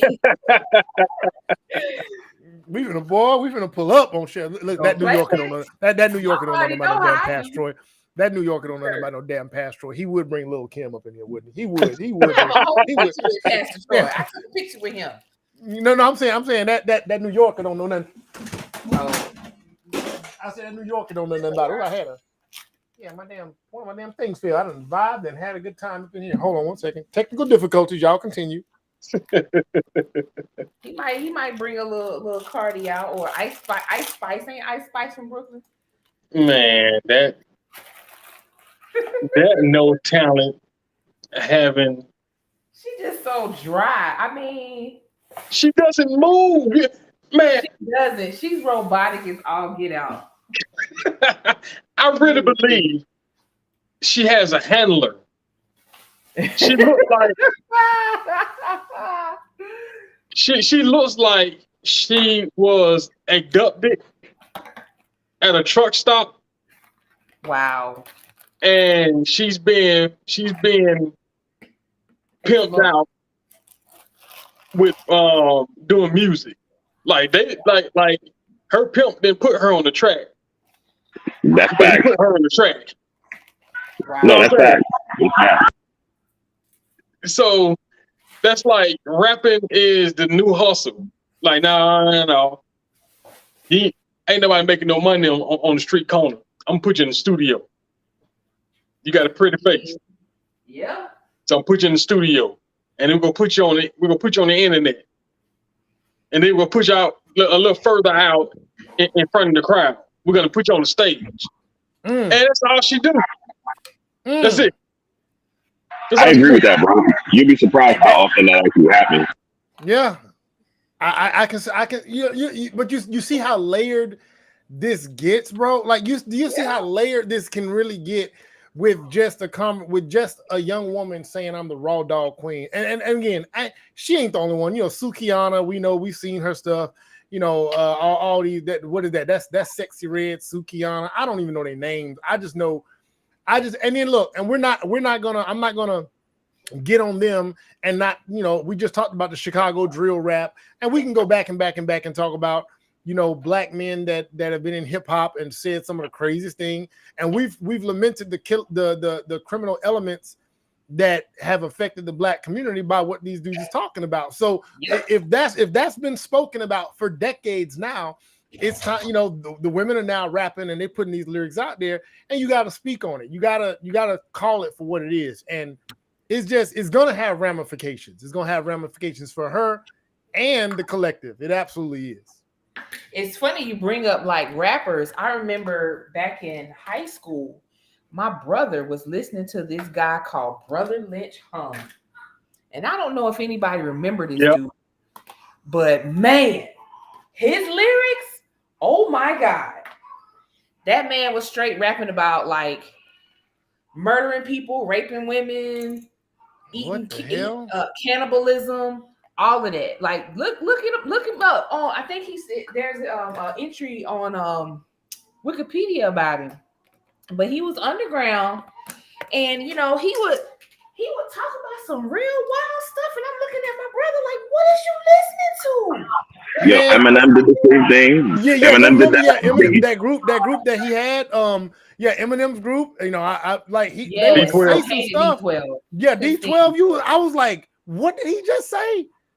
Bizarre was the worst one. The worst one. That was the big dude, right? Big dude, yes. Bizarre. Oh my God, bro. I remember hearing some of them lyrics. No, I cut that shit off. I'm like, get out of here, man. I'm not listening to that. Give me. Look. I'll take Crunchy Black, and Silk the Shocker, and Pass, and some of the worst of the worst in our era. But Bizarre, when he came on, I'm like, okay, this is really too far at this point. You know what's crazy? Of all the rappers over all the years, I don't know if y'all ever seen them talk about it, and I'm gonna take us to the next subject. Have y'all ever heard Too Short actually speak on his whole sex life as a rapper? Yeah. He never went raw. Never. Nope. They would talk, and I would have thought he said, no, this is documented. He said, this is the thing. He said, he said, I knew what I was doing out here. He said, yeah, he said, I was in these streets and getting in. He said, oh, I never didn't. He said, I never didn't use a rubber.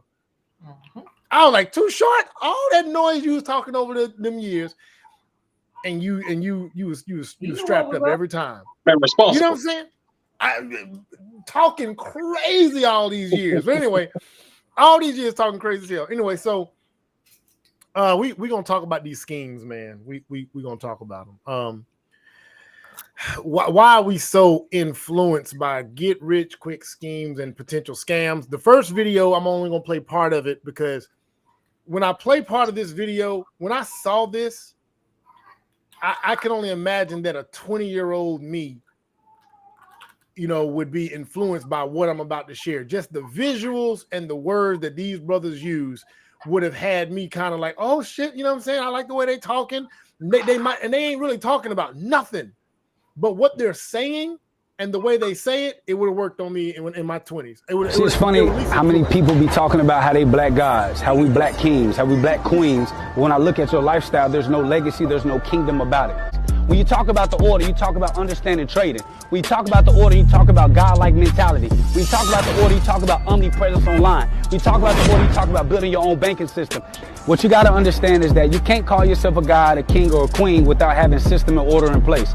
That's why you need the order. We're going to help you be able to take your family trajectory to the next level and build real wealth and take your family to the next level. Welcome to the order. Hey, Pocket Watchers. Do you want to know what happened to BWO, the pro-black financial super team that was doing it for the culture? Now, it was all about collaboration over competition, but it ended in lawsuits. Let's go. This is Pocket Watching with JT. Man, the gift of a mastermind is to be around individuals who know things you don't know. So you can go to places that you ain't never been.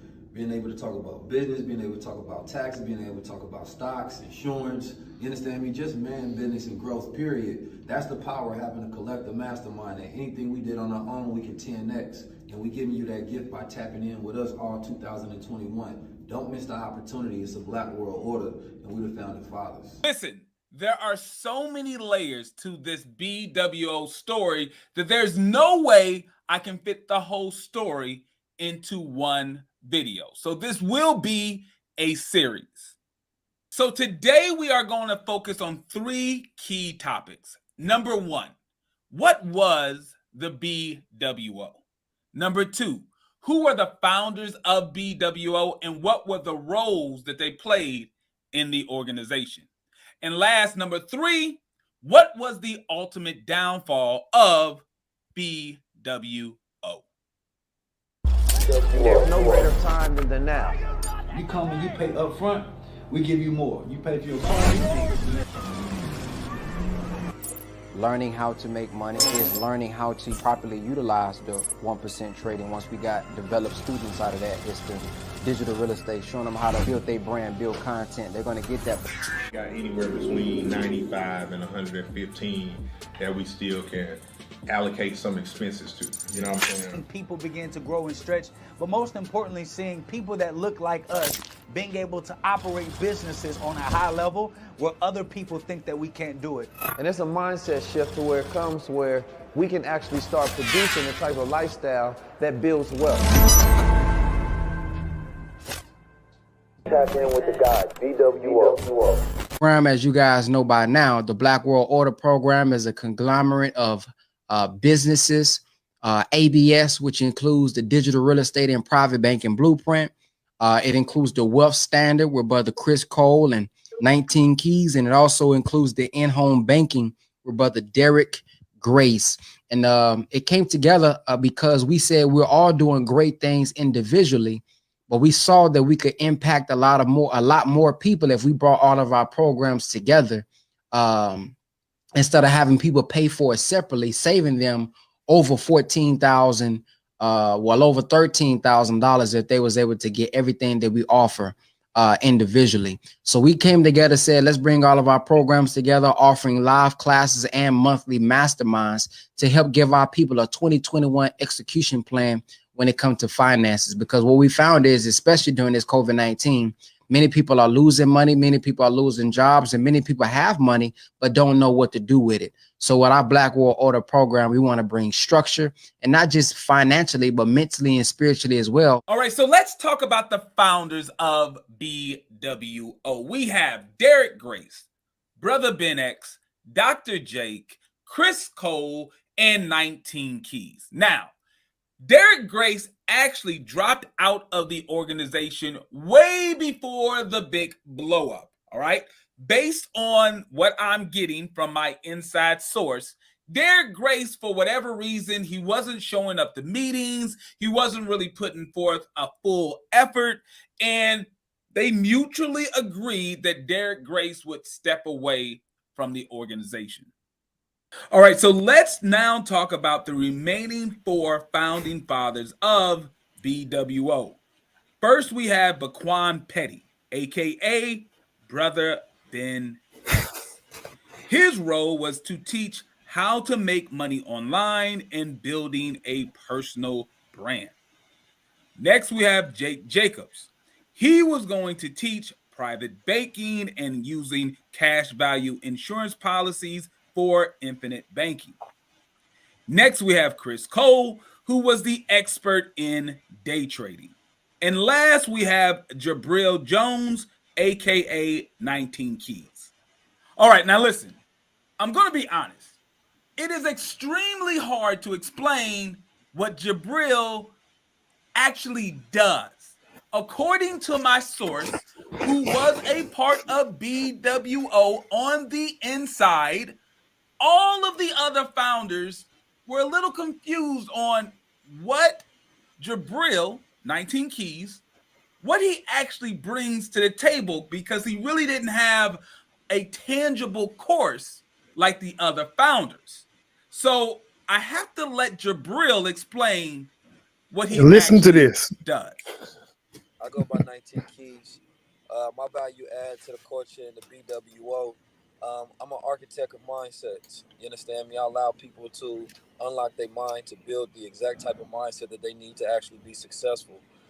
Teaching you actually how to learn and download the information so you can upgrade and have a paradigm shift to go into a higher consciousness when it comes to becoming a man, and when it comes to building a legacy. You understand me? Leading beyond life. And that's the establishment of principles, universal law, order, organization. All right, so let's He's basically a Hotep life coach. He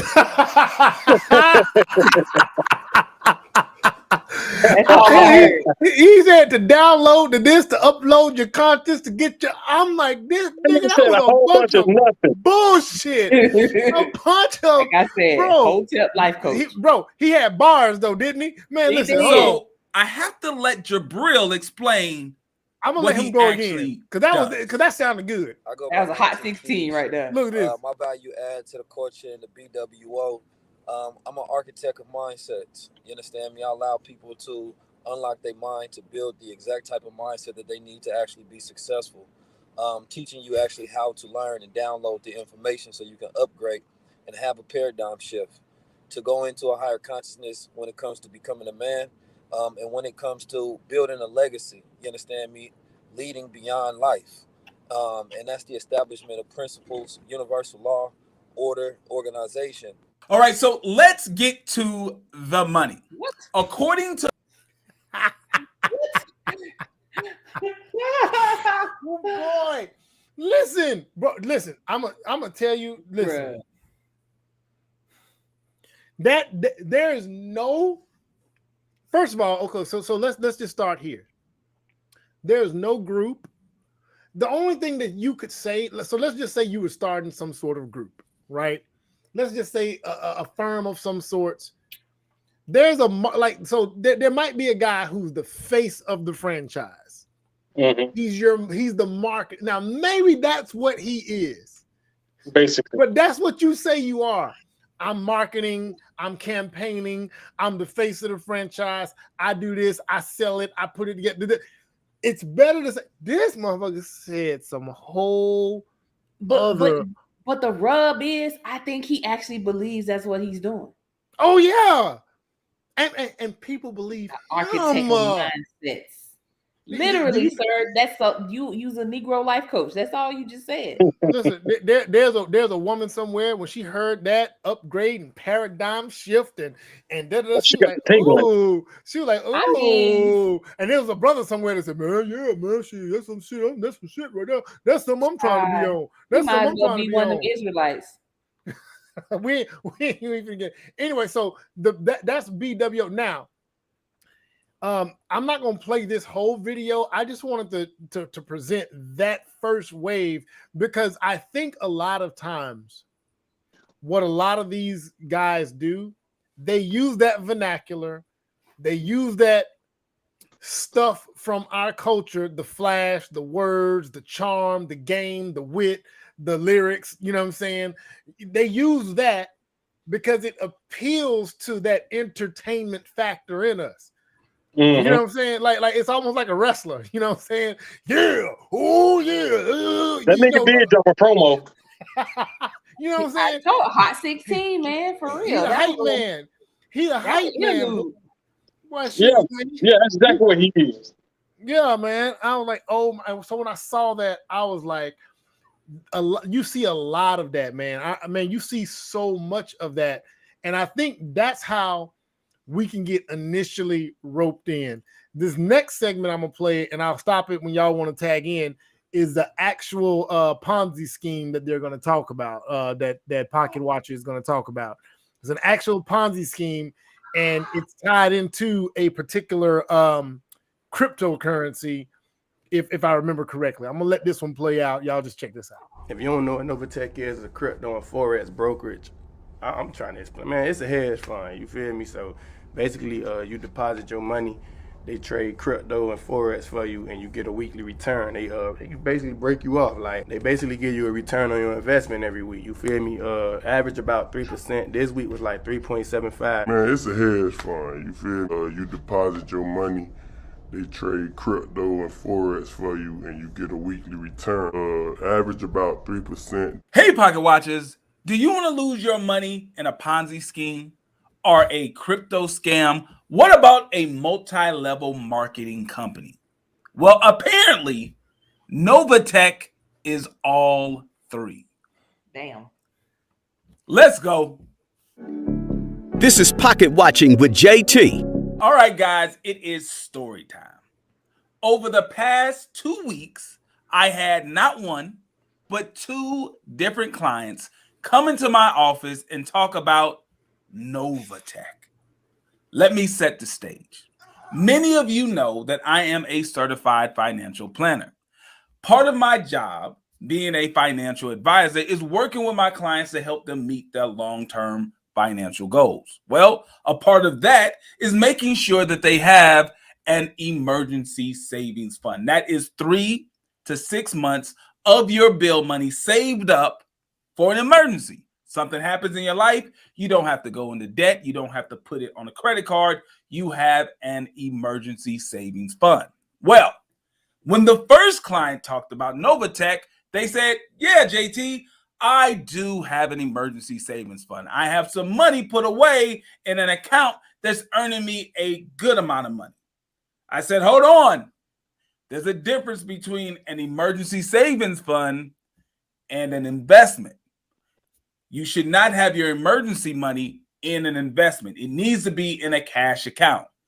Well, they said it's kind of like a cash account. It's with Novatech, and I'm earning 3%. Get this, 3% a week.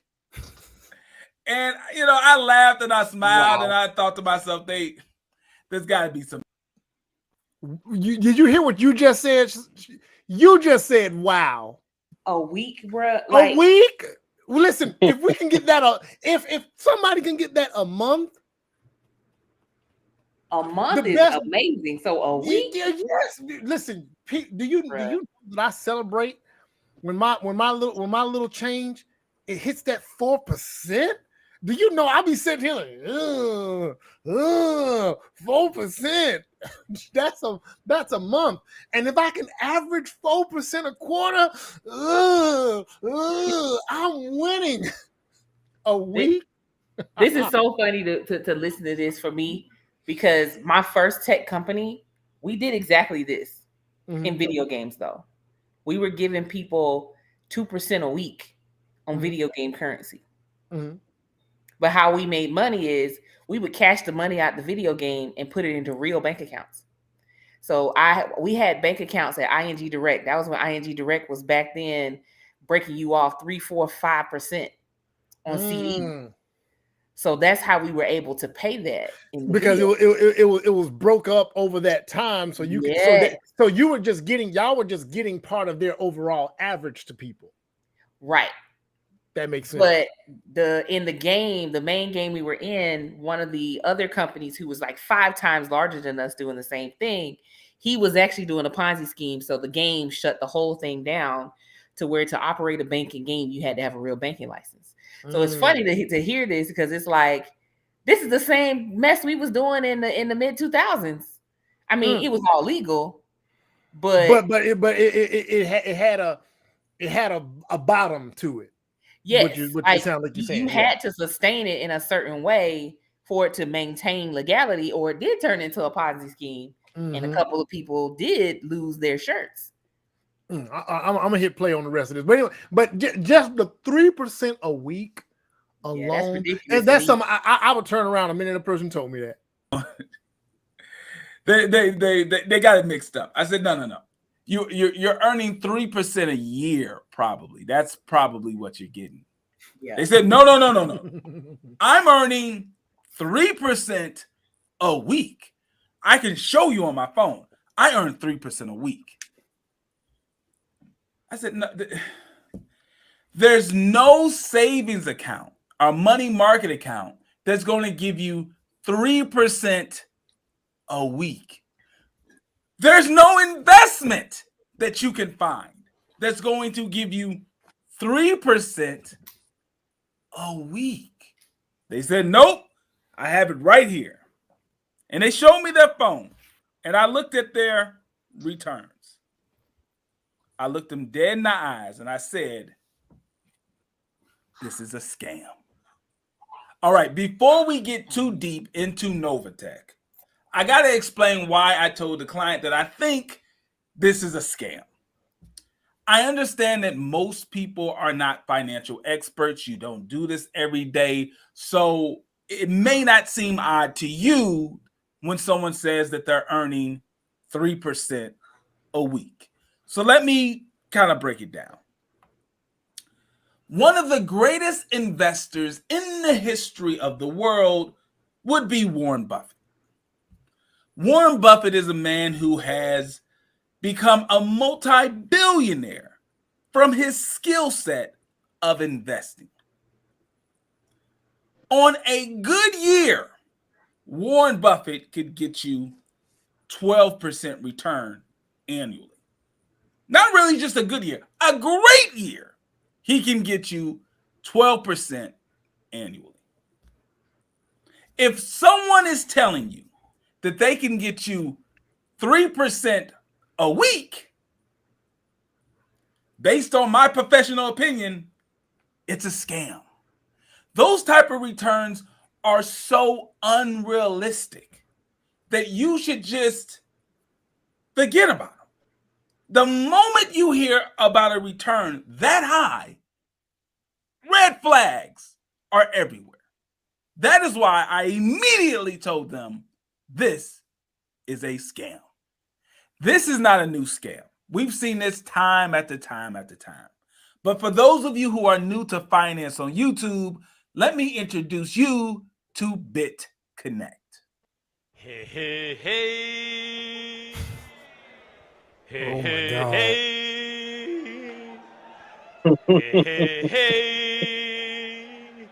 What's up, What's up? Be connect! Be connect! Wow! Man, I lost all my savings, man. $30,000 in BitConnect. You know, so I started hearing about, you know, this Bitcoin cryptocurrency. So, you know, I was researching around, you know, about a month now. You know, a lot of people were saying BitConnect. You know, for you guys who don't know, BitConnect is like a platform. You know, you lend your money out. You know, you get a percentage every day, you know. And in 120 days, you can get your money back. Let me pause that real quick. So, you know, and I know Sheffy, you know, pretty sure you heard about this too. You know, when, you know, Robinhood, you know, everybody was, you know, the retail, that's retail investing, right? So Yeah. BitConnect took it a step further. So Robinhood is retail investing, and if you get lucky and time things right, you can do some things on Robinhood. I did some things well on Robinhood, but I would never call myself like a trader or anything like that. But I did some You things got to well. day trade on Robinhood if you're trying to You make damn near, yeah, you could swing. No, you trade. gotta trade damn near every day. Yeah, and you All can day. swing trade, and you could swing trade. You could swing trade really well if you knew what you was doing on Robinhood. You could swing trade really well. Well, when Bitcoin, I remember, so when crypto came out, before it was on Webull, before it was on Robinhood, before it was on some other things, people were trying to find out where they can get it. Then I remember it got on Robinhood. I got me some. This is, I forget what's the one that blew up. The dog Doge and some other things blew up. And then right behind that, everybody was searching for all these coins. SafeMoon, like so many coins. So BitConnect came out. And I remember somebody mentioned it to me. I was in New Orleans and I was working with a guy. He said, you got to download and go with BitConnect. And I said, why? He said, well, it's different. He said, you don't even got to pick the coins yourself. He said, you just put your money there and they pick them for you and they give you a return. So when I first heard about it, I'm like, oh, okay, that sounds like, you know, pretty much what you do. If you got an IRA, if you got a fund, it goes somewhere, they make it work, but it something didn't sound right when they said, and you get your money back every other week. I said, wait, no, that's not how that works. When you put your money in a fund, you can't get it for usually like for stretches at a time. Yeah, it's a longer hold than that because that stuff takes time to come back. And it's like, no, it's different because it's crypto and you know how volatile it is. So it's volatile, so they're giving you your money back, which sounds right because crypto is volatile. Anyway, so when I heard BitConnect, I was like, it just sounds sketchy. I'm like, I don't know enough to be able to go with it. And I don't know enough to be able to disprove it, but it just sounded a bit sketchy with everything that was going on. What did you hear BitConnect, Sheffy? And if so, what did you think when you first heard of it? So, being that I had been in the Bitcoin game, remember I got in the Bitcoin game in the late 2000s. Yeah. I remember you were talking about it. I think I remember you talking about it back in that group, that group. Yeah. So, and then you got know, this big ass smile on your face. You got the big Bitcoin smile on your face too. So wipe that smile off your face because a lot of people didn't listen to y'all tech people back then. You know what I'm saying? So wipe that. No, hell. I mean, you know, when I was mining Bitcoin was like $25 a coin. So nobody was checking for it. So when all of that, when you could see the writing on the wall that it was going to pop. And then when it was going to pop, people were going to take advantage of it. So when I saw something like BitConnect, I'm like, man, they pretty much doing some stuff that was happening back in the metaverses in the mid 2000s, which is how the banking license thing came about in Second Life. It's the reason the auction got shut down in Diablo 3. Like a lot of the virtual currency things were happening way before now, so that we saw all of this stuff happening then. So when it got popularized, hold on. I think you just put me. So in the gaming world, in the online gaming world, I hear what you're saying, because such and such bucks. You use your money and you buy such and such bucks. How many such and such bucks do you have to play in this game? And those are technically wallets. That is virtual money. Yep. And this person, well, I got 30 such and such bucks. You got 70 such and such bucks. You know what I'm saying? Boom. But then back then, most of the platforms will let you cash out for real money. Mm-hmm. Yeah. Right. They stopped that though. That's how it got. That's how all the real good financial Ponzi schemes kind of started there. Mm-hmm. There's still a couple of exchanges, like you can still cash out Linden. I still cash out Linden to this day. Raise is what Otherverse and Virtual Vancouver, Red Light District, that's what they use. Mm-hmm. A lot of the other metaverses are gone. I don't know if IMVU still lets you cash out. I know Diablo doesn't anymore. So this process has been happening for a while. So when I saw it happening in real time, I'm like, yeah, these people don't know no better. And the reason it made it even more volatile is because in the video game, it was mostly nerds. And nerds didn't know no better. So now you got the Pookies out here that don't know. Like the people who scheming about to come up, because it's a whole lot more Pookies than it is nerds. Yeah, there you go. It's 10 nerds and it's 110,000 Pookies that want what y'all got, and they're like, the nerds is like, come get it. So it was just really interesting to watch, because I'm like, like you just said, when I was in the group, I was having these conversations with people long before Bitcoin got popular. People looking at me funny style. And like, all right, okay, well, but then now everybody, well, you gotta invest in crypto, and you gotta do this, you gotta do that. Well, Sheffy, why you don't do that? Because I done did it already. Yeah, I did this 10 years before y'all got to it, so it don't matter. It's always so annoying when they try to spin the block after you tried to tell them. Like that should be so annoying, bro. Yeah. Like I've been screaming about XRP since it was. I was screaming about XRP since it was 6 cents. 6 cents. Nobody was listening to me. Yeah. So there was. I remember. So by the time I obviously missed the Bitcoin train, missed it totally. But my brother Clifton, he did a little bit of mining. You know what I'm saying? He did a little bit of programming and stuff.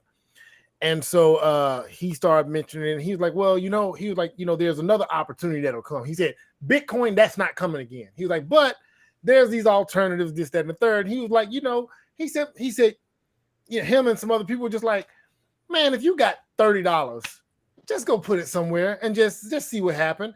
And they said, and some people were bold. They're like, man, take 100, take this. And I thought about it. I was like, man, I waste 100 on nothing sometimes. So why not? And so I put it somewhere. I think I put it in Doge and some others, and I made a bunch of money. And then when it got up there, I tried to hold. And when it started coming down, I said, let me grab that real quick. And then when it plummeted all the way, I said, woo! I got all my money back plus some. But I knew the one thing that I did know, because I've always followed stocks. I've always followed markets to a degree. The volatility of crypto was something that I'm like, you have to get in when you can get in. Now, day traders were cleaning up on crypto because crypto volatility, swing traders and day traders were cleaning up. They would leverage some stock, they get some crypto, they get some money, they go leverage some stock, they were playing around.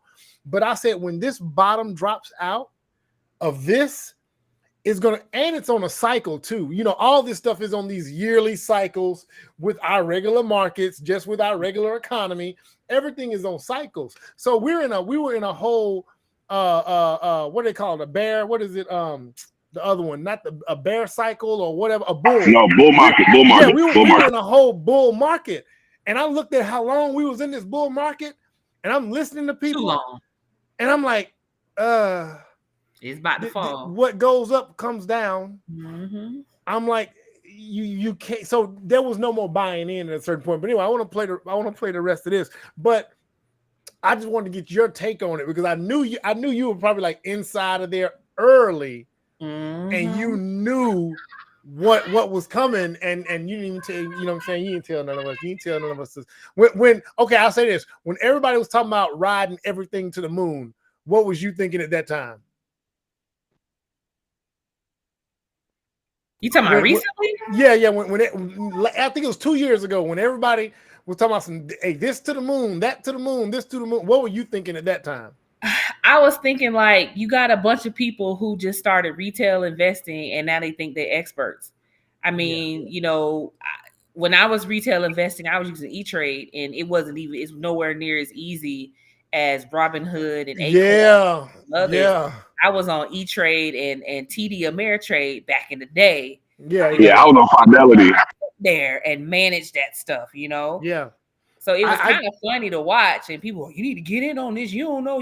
I'm like, look, I done been there, done that. I literally have done this already. I'm not interested because I know it's not easy. It's not. It's time consuming. I've day traded for like a week, and I tell you, I think I might have slept 2 hours in the whole freaking week. I made a whole lot of damn money, but man, you know what that does to your body over time? Trying to watch these markets. And you Forex trading at 4 a.m. to get some yen? Because you can't you gotta be up. Forex trade, man. I remember when I got on Weeble's platform, and my eyes looking at them graphs and switching the candlesticks and trying to follow. And when I really looked at it, I said, "Hey, man, this is a full-time job." It is. And when you see the traders. And when the honest traders is like, no, this is a regular job. We lose and we win, and we hope to break even. This is our job. Like this is our job. We don't get to go on vacations. We don't get to fly jets. We're not in Lambos. That's not what we're doing. We're at work every day with 5 screens and the monitors in the background. Like it's a whole thing. But I worked on Wall Street, man. We had to be there at 6 a.m. to call Germans to invest. Yeah. Like as a junior trader, the only reason I didn't get my Series 7 and Series 63 because at the time I had a felony on my record. So they ended up letting me go. But I was there on Wall Street, 6 a.m., calling German people to try to get their money. I mean, when you look at the movie Boiler Room, that is exactly how it is. You sit there all day, a hardcore selling these people to get them to invest, and they don't know you from like you literally just telemarketing these folks. They don't know you, they don't know anything about you. You just calling rich people to try to get their money. So when you got a bunch of novices out here in the street, that's well, you know, I'm an investor and I'm gonna have a YouTube channel. I just be sitting here like, bro, you don't know the half at all. Don't know the half. Don't have. I'm gonna go ahead and play the rest of this video because this guy he kind of got a little sad story. So I have my money, you know, sitting at the bank, you know, I say, I'm not making any interest. So, you know, I say, why not just move my money out and lend it out, you know, $30,000. I make like, you know, interest on, you know, on the money every day. And in the next 120 days, I get my, you know, my $30,000 back and interest. So I said, why not? So, you know, I transfer my money. So I went online on YouTube, people saying, you know, it's a scheme. I said, what the fuck? I just got into this shit trying to make some interest. And now I lost all my fucking savings, man. $30,000 fucking dollars. Should I left this fucking money in the bank, man? What was I thinking? Oh, man, now all my money gone, man. Should I make my money sit at the bank, man? What was I thinking? What was I thinking? God! What was I fucking thinking, God? Man! Oh, Lord. Lost my fucking money. Just like BitConnect, Novatech made a lot of claims that I do not believe they can back up. And apparently, the state of California agrees. The cease and desist letter from the state of California reads as follows. Beginning at least as early as 2022, Novatech offered and sold securities in the form of investment contracts in California through general solicitations on its website. Novatech referred to these investment contracts as packages. Novatech held itself out as a crypto asset and forex trading platform. The purported purpose of the securities offerings was for Novatech to use investor funds to engage in crypto asset and forex trading, which in turn would generate returns for investors who purchased packages. Novatech claimed to execute this trading activity using its percentage allocation management module, PAM accounts. According to Novatech, investors could invest their funds in Novatech's master trading accounts, which Novatech would then pool with the other investors' funds to be managed and traded by Novatech's experienced traders and bots. Novatech specifically targeted investors with little to no experience in trading crypto assets and forex, telling investors and prospective investors that Novatech's fully automated investment products allow investors to earn without having to trade, and that no experience is required. Novatech did not provide financial statements to investors or potential investors. Instead, Novatech provided a simple line chart showing Novatech's purported weekly profits and losses over time and a bar graph showing Novatech's purported monthly profits over time. According to the charts, Novatech averaged nearly 3% returns for investors per week and had never incurred a weekly loss. As part of its solicitation efforts, Novatech used a multi-level marketing scheme that would reward investors for inducing others to send money to Novatech. According to this program, investors would be paid a referral bonus based on the amount of funds deposited by the investors that they recruited. Investors would also be paid additional referral bonuses when the investors that they recruited in turn recruited new investors. In connection with the offer or sale of these securities, Novatech made or caused to be made untrue statements of material fact and material omissions to investors and potential investors, including but not limited to the following: falsely representing that Novatech is a registered hedge fund in the United States, falsely representing that Novatech is a registered investment advisor, falsely representing that Novatech is a registered broker, failing to disclose that the offer or sale of Novatech securities was not qualified in California, failing to provide any qualifications to substantiate claims that investors' funds are managed and traded by experienced traders. All right, guys, what is the lesson of the day? Today's lesson is, if it sounds too good to be true, it probably is. Most of the videos on YouTube hyping Novatech start off with the person saying, "I'm not a financial advisor and this is not financial advice." Well, I am a certified financial planner, and here is a financial tip. Never throw your money into something that you, one, don't understand, and two, if they're offering you a ridiculous amount of return. 3% a week is unrealistic. Now, if I was you and I put money into Novatech, I'd be trying to get the money back as soon as possible. This entire Ponzi-like scheme is going to fall in on itself based on everything that I'm seeing. And the government will probably step in at some point and shut it down. All right, guys, if you want more financial tips from a certified financial planner, subscribe to Pocket Watching with JT.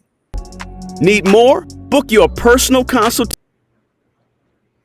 This stuff is so interesting and so funny to me. Like it's hilarious to me. It just really is. So my question, so man, it's like a lot of people don't know the reason I shut my first company down. Wait, hold on. Before you get into that, I just want to add. I want to tell us that first. Yeah, go into that first. So how we started is we were an in-game bank that turned returns on virtual currencies in different video games. We were in 4 video games at the time. We also were a part of a virtual stock exchange called the Capital Exchange that was trading in Second Life. Once the Ponzi scheme happened with that one bank, the SEC came knocking at everybody's door like, "Hey, looks like y'all are trading securities." That is one of the reasons I shut my company down. The SEC was like, what is this? Y'all not allowed to do this. No, y'all not licensed. Well, technically, it was like crypto. We weren't necessarily not allowed, but it was also like, we may need to come in and regulate this. Right. For Second Life to get out of hot water at the time when the SEC came knocking, they just shut all of us down. as companies, like, you can't do this on the platform anymore. They even put it in the terms of service. So in the time when all of that was happening, I'm like, okay, let me look at my exposure. Could I potentially get sued by the SEC? So I started reading freaking case law on trading currency. So that's how I really, really delved into this financial stuff, and also why I stay away from it now. I let somebody else do it, because it doesn't take a lot to trip yourself up and have the SEC knocking at your door. So these Novatech people, them trying to call the things packages is how they were trying to get around it. But of course, California has now called them on it. You're selling securities, and you're not registered to do that. So if the SEC gets wind of what's happening, and they're probably already investigating this. Oh, yeah. Go to jail. Like, this is Fed time here. Yeah, it's Fed. Yeah. So, man, it's sad to see this, because it's like, how you got an investment MLM? When did they do that? You know who was smart though? iMarkets Live was smart. What they did was they said they sold educational packages. They sold education. They're like, oh yeah, we selling y'all the knowledge to learn how to trade. We not selling y'all anything else. So, and what they did was they got people to recruit people as another way. Like, it was just an MLM. I don't know if you ever heard of iMarkets Live. I hadn't heard of it, but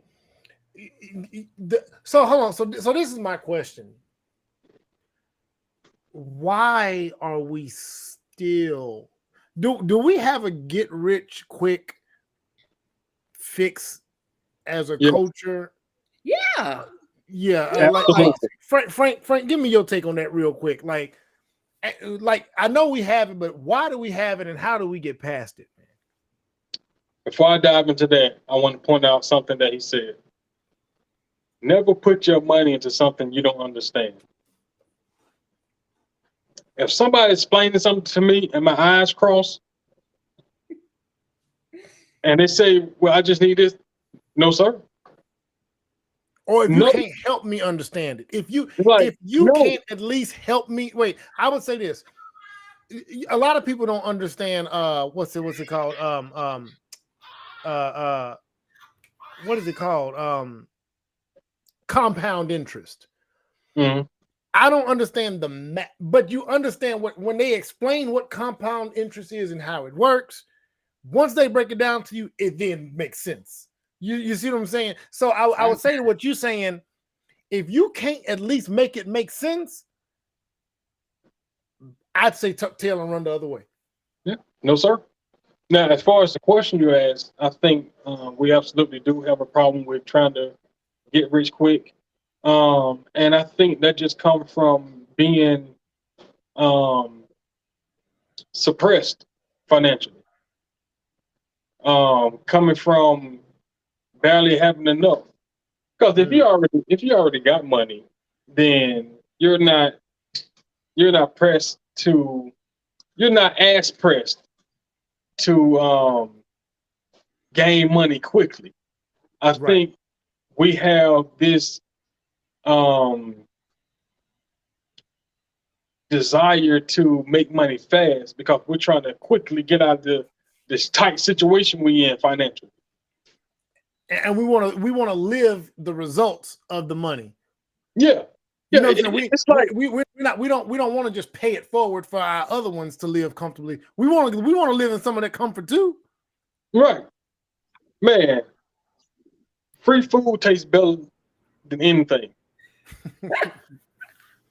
It tastes better because you ain't the one who had to prepare it. You know what I'm saying? Mm-hmm. So when somebody brings you a plate and it's already prepared, the only thing you got to do is indulge in it, enjoy it.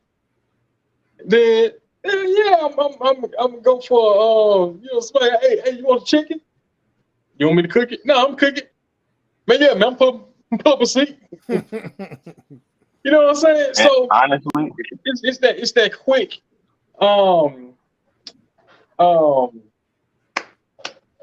What's It's the word I'm looking for? the instant gratification. The Instant gratification. That's it. Instant gratification.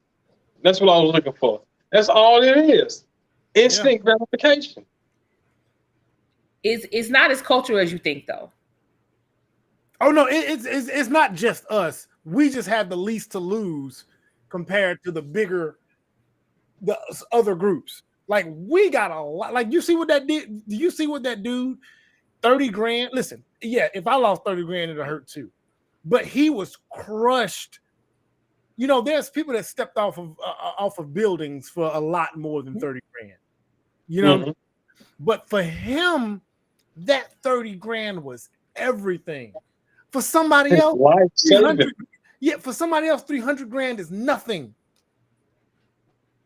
You know what I'm saying? And so, and again, it's not just us. I just tend to think that we also want to see it. Like we want to wear the money. We want to see it so fast to where we want to get it just as fast. We want to get it. We want to feel it. We want to indulge in it. You know, and I think that applies some pressure. Go ahead, Jamel. My bad. Go ahead. Nah, you good. Here's my thoughts on it, right? If you took a nigga that's never eaten before and you just say, yeah, you want to get some food, you don't talk about what the food is, how you going to get the food, what it's going to cost him, none of that. He's just going to say yes. You know what I'm saying? He's not going to consider the ramifications. He ain't going to consider the risks.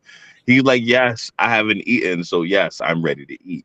You know what I'm saying? And that's where a lot of that instant gratification comes from. Granted, yes, the other flip side to that is greed. Some people just want to get more money quickly without consideration for what it might actually cost. Like the reality is, there's no such thing as a get rich quick scheme. But realistically, they like, yeah, if it means money, I'm gonna try to go at it. They got the money to waste or throw at it to see if something's gonna come of it. But in regards to us, bro, like Frank was saying, yeah, it's just a matter of the fact that niggas haven't eaten before. So they hungry and they like, if it means I'm gonna get something, I'm gonna get it. I mean, look what we did to the system in regards to welfare, bro. And I ain't even talking about the people that need it. I'm talking about the motherfuckers that we just be out this motherfucker. Hey, look, nah, my kids are hungry. We ain't got no lights. I barely making anything. We lying like a motherfucker, but we get some stamps. You know what I'm saying? I wish I could get some stamps. So. But I think it goes even deeper than that. And this goes back to like even looking at people who are trying to start businesses. People who are seeking wealth don't understand how wealth even works. So like even with my students in entrepreneurship, they'll be like, oh, well, yeah, you know, I'm going to start a nonprofit and I'm just going to go get grants and donations. You don't just go ask people for grants and donations and they hand you $50,000. There's a process that goes to this thing. It's not just, you know, you have one conversation and they cut you a check. So they're thinking that this building a business thing is get rich quick too. Oh, I have an idea. I'm just going to go talk to an investor. And most investors ain't even talking to you until you done made $5 million. How am I going to make $5 million if I need money to start the business? You got to use your own money. You listen. Let me. Boy, I've been getting a crash course in some of this shit. Let me tell you, man. When you ain't got money and you go get investors, if you don't got money and you go get investors, they gonna charge you. And even if you don't got money, and you go and get investors, you got an idea, you need somebody on your team with some experience, with some paperwork to vouch for you. It don't matter what it is. If you finna start a company from scratch, it's best to have somebody that can vouch for you as far as they can say, hey, I'm consulting with this person, I'm bringing this person along, this is what I'm doing to help them. So those people that you need to invest in, like, okay, you're attached to this person, I don't mind giving you out because I've seen their work. You got to show your work. It's like math. It's like math. You know what I'm saying? You couldn't just show up with the answers. The teacher said, show your work. Yeah, the answer's right, but I need to see how you got there for me to really give you the grade. And so I think it's the work. And then wealth. What is wealth? Everybody thinks wealth is riches, and riches and wealth are different. Right. Wealth totally is what you can pass forward, what you can pass on.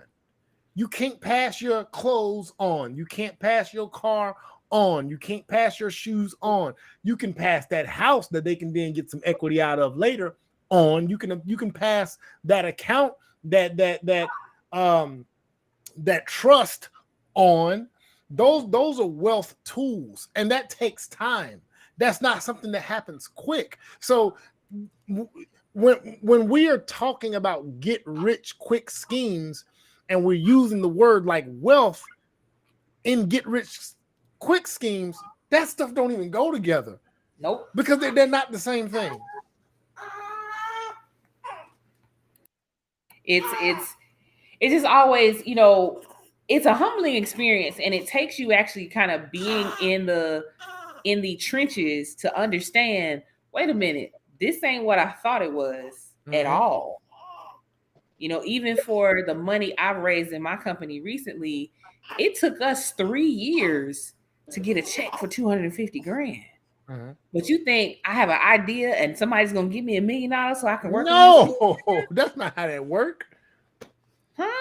And then, like, even for my capstone class, I was explaining credit cards to them, and I said, you know, most of your multi-million-dollar, $100 million businesses right now, they started on credit cards. And they were like, "You mean business credit card?" No, your personal credit card. Their own. A lot of them did jump off by leveraging their personal credit. Like, you know, folks taking on $200,000-$300,000 in debt to jump this business off.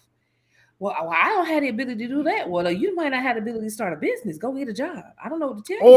Or these people, or the people that, you know, there was a lady that called into the show that, you know, the Pocket Watcher, and she wanted to do something. And, you know, I think she mentioned taking $110,000 of equity out of her home. Like, that's the, you know, that's another thing. Either way, man, you got to leverage something of yours to get something of theirs. If you think all you have is this bright idea, and they're gonna say, "Oh, that's great. Here, we're gonna fund this process." Hell no! Like, what? Get out! That's not the way. And let you be brown, child pie. Now, yeah, man, we believe in you. Now, here's the scary part. If you do have a good idea, and they do fund you, and you do produce the paperwork that you signed in the beginning, it's all theirs. You have no rights. Them patents ain't yours. That brand ain't yours. You were the talent, but you didn't show up with any. You had no sweat equity, and you didn't have nothing in it. So they said, "Yeah, we'll put all the money behind it. Bankroll it, whole thing. A whole thing." And then at the end, when that thing sells for a couple of billion, and they cut you, and they tell you, "Oh, you know what? Here's a cool couple of million," and you're like, "Wait, I looked online, and I saw this just sold for 200 million." They said, "Oh yeah, that's because we put 10 million in up front, and you put nothing in. So you glad we're giving you this 10? Now shut the fuck up and go on about your way. Go on about your business. You learn something." You look at Shark Tank, how they be offering them people. We'll give you 50 grand man for 75% of the company. What? And then people be like, no, and I'm like, that's the way it is. And people will take those deals like, well, it's 100 grand. Yeah, because if you remember, I believe it was Pastor Peter said this. If they willing to give me $1 million, then that must be worth way more. Yeah. And that's why he started No Limit Records, because he was like, no, I don't want to give somebody else my likeness, because, you know, yeah, I get $1 million, but they gonna make 30, 40 off me. So let me get in the lab, right? Keep working. Let me make some money off of it, and then when they turn back around and say, "Okay, now we want to partner with you," okay, now we're talking. You retain all of your ownership. When they want to partner with you, then it's like, then you set the terms. Hey, we looking to partner now, and you like, okay, well, partner. What do you got for me since you want to partner? Well, we can do this for you, and you just be you. That's the way it works. And it's sad because there are so many opportunities and so much talent that we actually have as a community, but because people are trying to get it right now, they're looking, well, why is it taking you this long to build, you know, that business? And it's like, because I'm playing the long game. I'm trying to sell this thing for $75 million to Microsoft in the next 7 years. Right. I'm not trying to, you know, get it and sell it for $1 million next month. Right. No, Right. I'm gonna need to wait a little bit. And Right. and that's the problem. People don't want to wait, or they don't even know how to wait. That's another thing, Right. knowing how to wait. You know how you learn. I think, and I want to get Frank Sam's opinion in this next. One of the things I think, you know, how to wait is, unfortunately, you have to get a little bit of money that you've never had in your hand all at once, and you got to blow it, and you got to miss it. I hate to say the best way to learn is to get a little bit that you think is a lot, then lose that, and then need that, and wish you had that. And so the next time you get that, you're gonna say, I need 20 times that to go spend that again, so where I can feel good about it. You know what I'm saying? So about this Tesla, and now I'm 20 grand upside down. I only had the thing a year. Man, ain't nobody listening. Listen, ain't nobody listening to you. Man. Ain't listen. Miss Google ads and everything else, and early Bitcoin. Ain't nobody listening to you complain. You know what I'm saying? Your first world problems. I'm upside down in a Tesla. First world problems. Oh, okay. I leveled up, man. I'm proud of it. Yeah, you know, first world problems. You know what I'm saying? Get out of here. Tesla. Yeah, man. Yeah, get out of here. Whatever. But go ahead, Frank. Yeah, like it's a thing, but I think Frank had something he wanted to throw in there. I ain't gonna lie to you, man. This the finances stuff that y'all talking about, it's y'all conversation. Who y'all? I'm gonna know this too. I'm not. Man. Bro. I ain't understand the words y'all was saying. Man. I ain't understand a word y'all was saying. Once you see how many people be going to jail over this stuff that you never hear about, because they don't necessarily are doing enough to get like national coverage, you stay clear you stay clear of it. Like, nah, I'm good. Oh no, yeah. I mean, I know enough to do that. But when y'all was, you know, using all those technical terms and all this stuff, man, I turned the camera on. The technical stuff. Oh, that's fine, because I'm new to a lot of that. But just in principle, man, trying to get something fast and trying to indulge in it fast is, like you said, that instant gratification. It'll burn you every time. Every time. The faster you get it, the faster you're gonna lose it. Yeah. And that's an age-old law. Yeah. That has never lied as long as it's been around. The faster you get it, the faster you're gonna lose it. I've always been, and you know, where I've always been tight with money. Yeah. I'm tight with money whether I have it or whether I don't. Cheap as hell. Boy, this dude, man, he used to annoy the shit out of me. This dude, man, he used to. When we used to go to Wendy's, where I used to get. And this nigga used to get a double cheeseburger, no matter what it was. Double cheeseburger, no matter what. Burger King double cheeseburger, it's same thing. It's like every $1. time.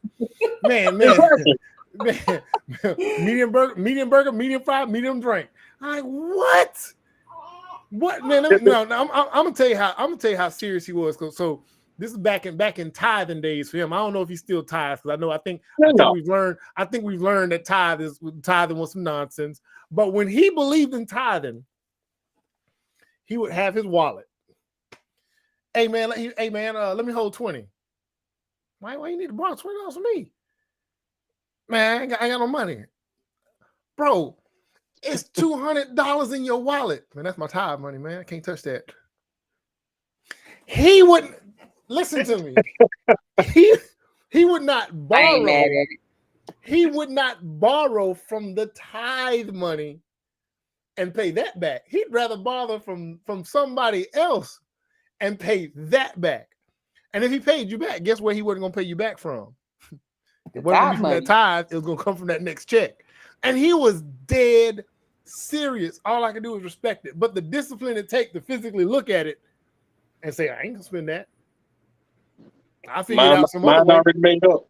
Man, I was like, so he always been tight with money, boy. That boy always that boy trying to. It got to make sense. Yeah. It got to make sense for me to spend it, and because we used to always go back and forth because his thing was, I'm gonna buy it because I'm paying to enjoy it. Yeah, I'm paying for it to survive. I eat because I have to. You know what I'm saying? Like, I rarely, if I'm going, like now, it's gotten a whole lot better. My wife done worked on me for over 10 years. I mean, well, for not over 10 years, but right at 10 years, she been working on me, working with me. So it got better to where I can spend about $350 at a restaurant and don't sweat about it. Mm-hmm. But it has to make sense. And that's occasional, you know what I'm saying? Like, and he's graduated to that. That's not casually, and I say that respectfully because that's just how that dude is. Like, it got to make sense to him. It got to be planned. It got to make sense. I ain't saying I know he'll do stuff spur of the moment, but that boy just ain't never been wild with throwing no money around, man. Come on, man. Too hard to come by. Yeah, I've been more relaxed with it. But now let's be clear. I was gonna go work harder than him any day of the week. He wasn't finna go work. You listen, he wasn't finna go work too hard either. That boy, pretty boy. Hey man, I ain't finna sweat. Hey man, I ain't finna go pick up that extra shift. No, I ain't finna work no overtime. I got this money right here, and I'm a manager. Now I ain't finna get no more hours. I'm finna go home, man. Work smart, not hard. Me, I'm like, shoot, man, I need to go work some more hours. I need to go do some extra to get some extra. And so, but it's the same concept though, right? As fast as I would get it, I would go work to go get it back as fast so I could spit it again and go work. You know what I'm saying? When you're young, you kind of burn through that. Now, he had that old principle back then. Hey, man, I'm only finna work this much and I'm only finna spend this much. That's it. That's it. Can't get no extra cheese on your burger, no nothing, huh? No, man. If it's fast food, like this nigga here would go to Burger King and spend about $20 just because it's like a new Whopper. I want to try the new Whopper. Yeah. I want the new jalapeno cheese with and bacon get everything and get extra on it. Yeah. Give me a double patty. Yeah. Look at this lunch. You know what I'm saying? And then he'll get man, let me get that. Man, let me get them 2 double cheeseburgers and a value fry. You ain't gonna get nothing to drink? Man, I got some water right here, man. I'm good. Here's the sad part. And it take him 30 minutes to eat it, and it take me 10.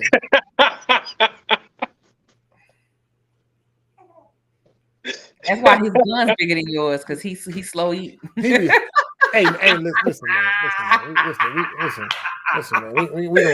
The guns are coming back. The guns coming back. But man, listen. I'm telling man. But he's always been cost. He's always looked at money like that. So you can't get that man in on no scheme, man. You ain't gonna be no scheme. Mm-mm. I ain't giving away money. Hell, when I was trying to tell him about crypto, and I was like, "Hey, man, I made it." He was hesitant. He was like, "How much I gotta put in it?" He said, I might be able to do $20. I might be able to do 10, man. I can't do much more than That's that. how I am by gambling. I go to Vegas. If I lose $100, all right, I'm done. Yeah, I'm done. I mean, and that was the thing, man. You better than me. I lost $10 and I'm like, I don't want to do this shit ever again. 10,000? How much? Oh, hell no. I lost $10 gambling. Oh, he said I said I was never gambling ever again. I thought you said oh man, no, I've won. Oh, I went into. I think me and Bree went time. We went into casino and we like tripled our money and we just walked out. Like, see, when I go into a casino, I go with amount and see, I'm looking at it like, because in the casino, the drinks are free as long as you're sitting at a gambling table. So I'm playing cheap. I'm playing low because I ain't a big baller. And I get my few drinks. I look at it as I'm just at the bar. I'm entertaining myself. But when I go up, so if I started with 100, now I'm at 200 or 250. I take my 100, put it in my pocket. The rest of the night, I'm playing with their money. I will not touch that money. Once I make mine, I ain't touching no more. Now, if I lose, I don't go to the ATM. I don't go try to get it back. If I lose, that was my entertainment for the night. You know what I'm Pay for saying? my That was drink. my entertainment for the night. It's over with. That's it. And I look at it like I'm paying for my drinks. I just paid for these. I got these 5 drinks. I'm leaning a little bit. And the reason they serve you them drinks for free so they can get you leaning and your emotions is triggered while you watching the dude with the big chips and you got your little chips and you done got a little, man, it's made for you to lose. So if you win, get your ass up and leave. Yeah. Yo, bro, I'm gonna put you like this. If I lose $10 in the casino, I get angry and I'm gonna want to put up $40, $50, $60 just to get my money back. That's why I'll be like, I'm telling you. That's why you don't do it. I'm serious, bro. I'll be ready to swing on the machine like, yo, give my shit back, bro. What's wrong with you? Even on the casinos on the cruise, $100 because you know they'll be. Well, we give you a $50 cruise credit if you at no. Yeah, man, everything is set up for you to stay there, and because the law of averages is against you, right? The longer you stay, the more likely you're gonna lose. So you got to win quick and get out quick. The law of averages is not there for you to. It's not gonna work long term. You know what I'm saying? I don't gamble like that, man. I just don't. When I'm up, and I get the hell on. The law of averages, I believe in it. I believe it's gonna catch up with me. So let me get out while I'm ahead. I mean, if you look at the grand scheme of things, I think we've developed a culture of get rich quick schemes. Look at the lottery. That's exactly what it is. Oh man. You know? Come on. And I keep saying, listen, I always say I should play. Because I believe I'm one of them people that I believe this is going to happen. If I played on the day in which I think I should play, that's probably the day I should play. Like I'll choose a day of odds. Like the most odd thing happens on a day, I'll be like, I need to go play the lottery because this was not supposed to happen. So maybe I need to take a hunch. But then I think about how many tickets do I got to buy? That's a $5 ticket to get $1 billion. I'd rather go to Burger King and get me a Whopper with cheese on it. Because I'm gonna enjoy that. That's what I'd rather do. You know what I'm saying? That's what I'd rather do. You know what I'm saying? I blow 50 on the lottery tickets when they do the little $1 billion thing. Yeah, it's like I blow $50 on Amazon for something anyway. Might as well take a shot at it. Yeah. Man, y'all ain't gonna win because y'all responsible. The most irresponsible people with money are the ones that always win the damn lottery. My ex-husband worked with a guy at Fort Bragg who won in the lottery in like 2015 or so. He won like $2 million. That man was still coming to work. I think he was like a GS15 or something. Still making. Yeah, because he was obligated. He had a contract. No, he wasn't. No. When you have them contracts, he wasn't an actual soldier. Yeah. But even government jobs, all government jobs that are contracted have a clause that if you hit the lottery, if you hit something big, they'll let you out. You could be in the military. I thought he said enlisted. He wasn't. Then, if you're an enlisted person, you could be in war. Now I won't say in war, maybe not, but you could be enlisted with a whole contract. And if they'll let you get out because they look at it like this: you just hit the lottery for how much? Several $1 million. Who gonna tell you what to do? You make more money than the top dog. We know what you're gonna tell him. Mm-hmm. So before you act the fool on us, you can go about your business. Yeah, going about your business. Let you get like $1 million, maybe $2 million. Yeah. You know, if you have to, there is documentation that you can sign. Basically, you know what I'm saying. Like, there's integrity to it. If you come up on something and you really want to serve your enlistment, they will not put you out, but they do have a conversation with you if you come into something like that. Man, so what you gonna do? Like, hey. Now, I don't think they would let a billionaire serve. No, you a billionaire. There's no way they're letting you serve. No. They even question that one NFL player. They even question that one NFL player. Like, bro, are you sure you want to do this? Yeah. So the difference between somebody that's enlisted and just a government employee, like she said, GS15. Yeah. Like that's his pay grade. That's the grade at which he get paid. Like, as a government employee, like that. Yeah. Exactly. Well, he can quit anytime he wants. But he was. I think he bought like a really, really nice car, like a Ferrari or something, and was just showing up to work and working his Ferrari, like it wasn't nothing. Nigga better than me. Because you know what, man. At the end of the day, a lot of retirement money was coming too. Because if I'm not mistaken, he had already retired from the military. Then he was a contractor. He could He retire. wants something. He wants something to do for 8 hours a day. Do you know how many people just want something to do for 8 hours a day? It ain't hurting them. The job don't stress them. They get to go. They get to come home. They make some money off of it. So you give them a whole bunch of money in their bank account and tell them you ain't got to work for the rest of your life. Well, they don't want to just go and sit at the crib. So they're like, well, I'm good. I enjoy what I do. I'm fine. I'll keep coming to work, and they keep coming to work. So Bubba just pulling up socialize. Pretty much. Yeah. And I'm pretty sure he retired the second time. So Mhm. not only did he have the millions in the bank, because he took the cash option, if I'm not mistaken.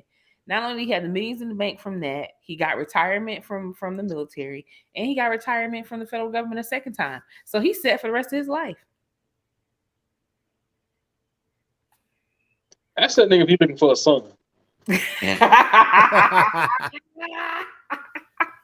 That note, man, we gonna call it. This nigga trying to get adopted. You know, they grown ass, his big ass. What your big ass gonna do? Your big ass gonna curl up in his lap?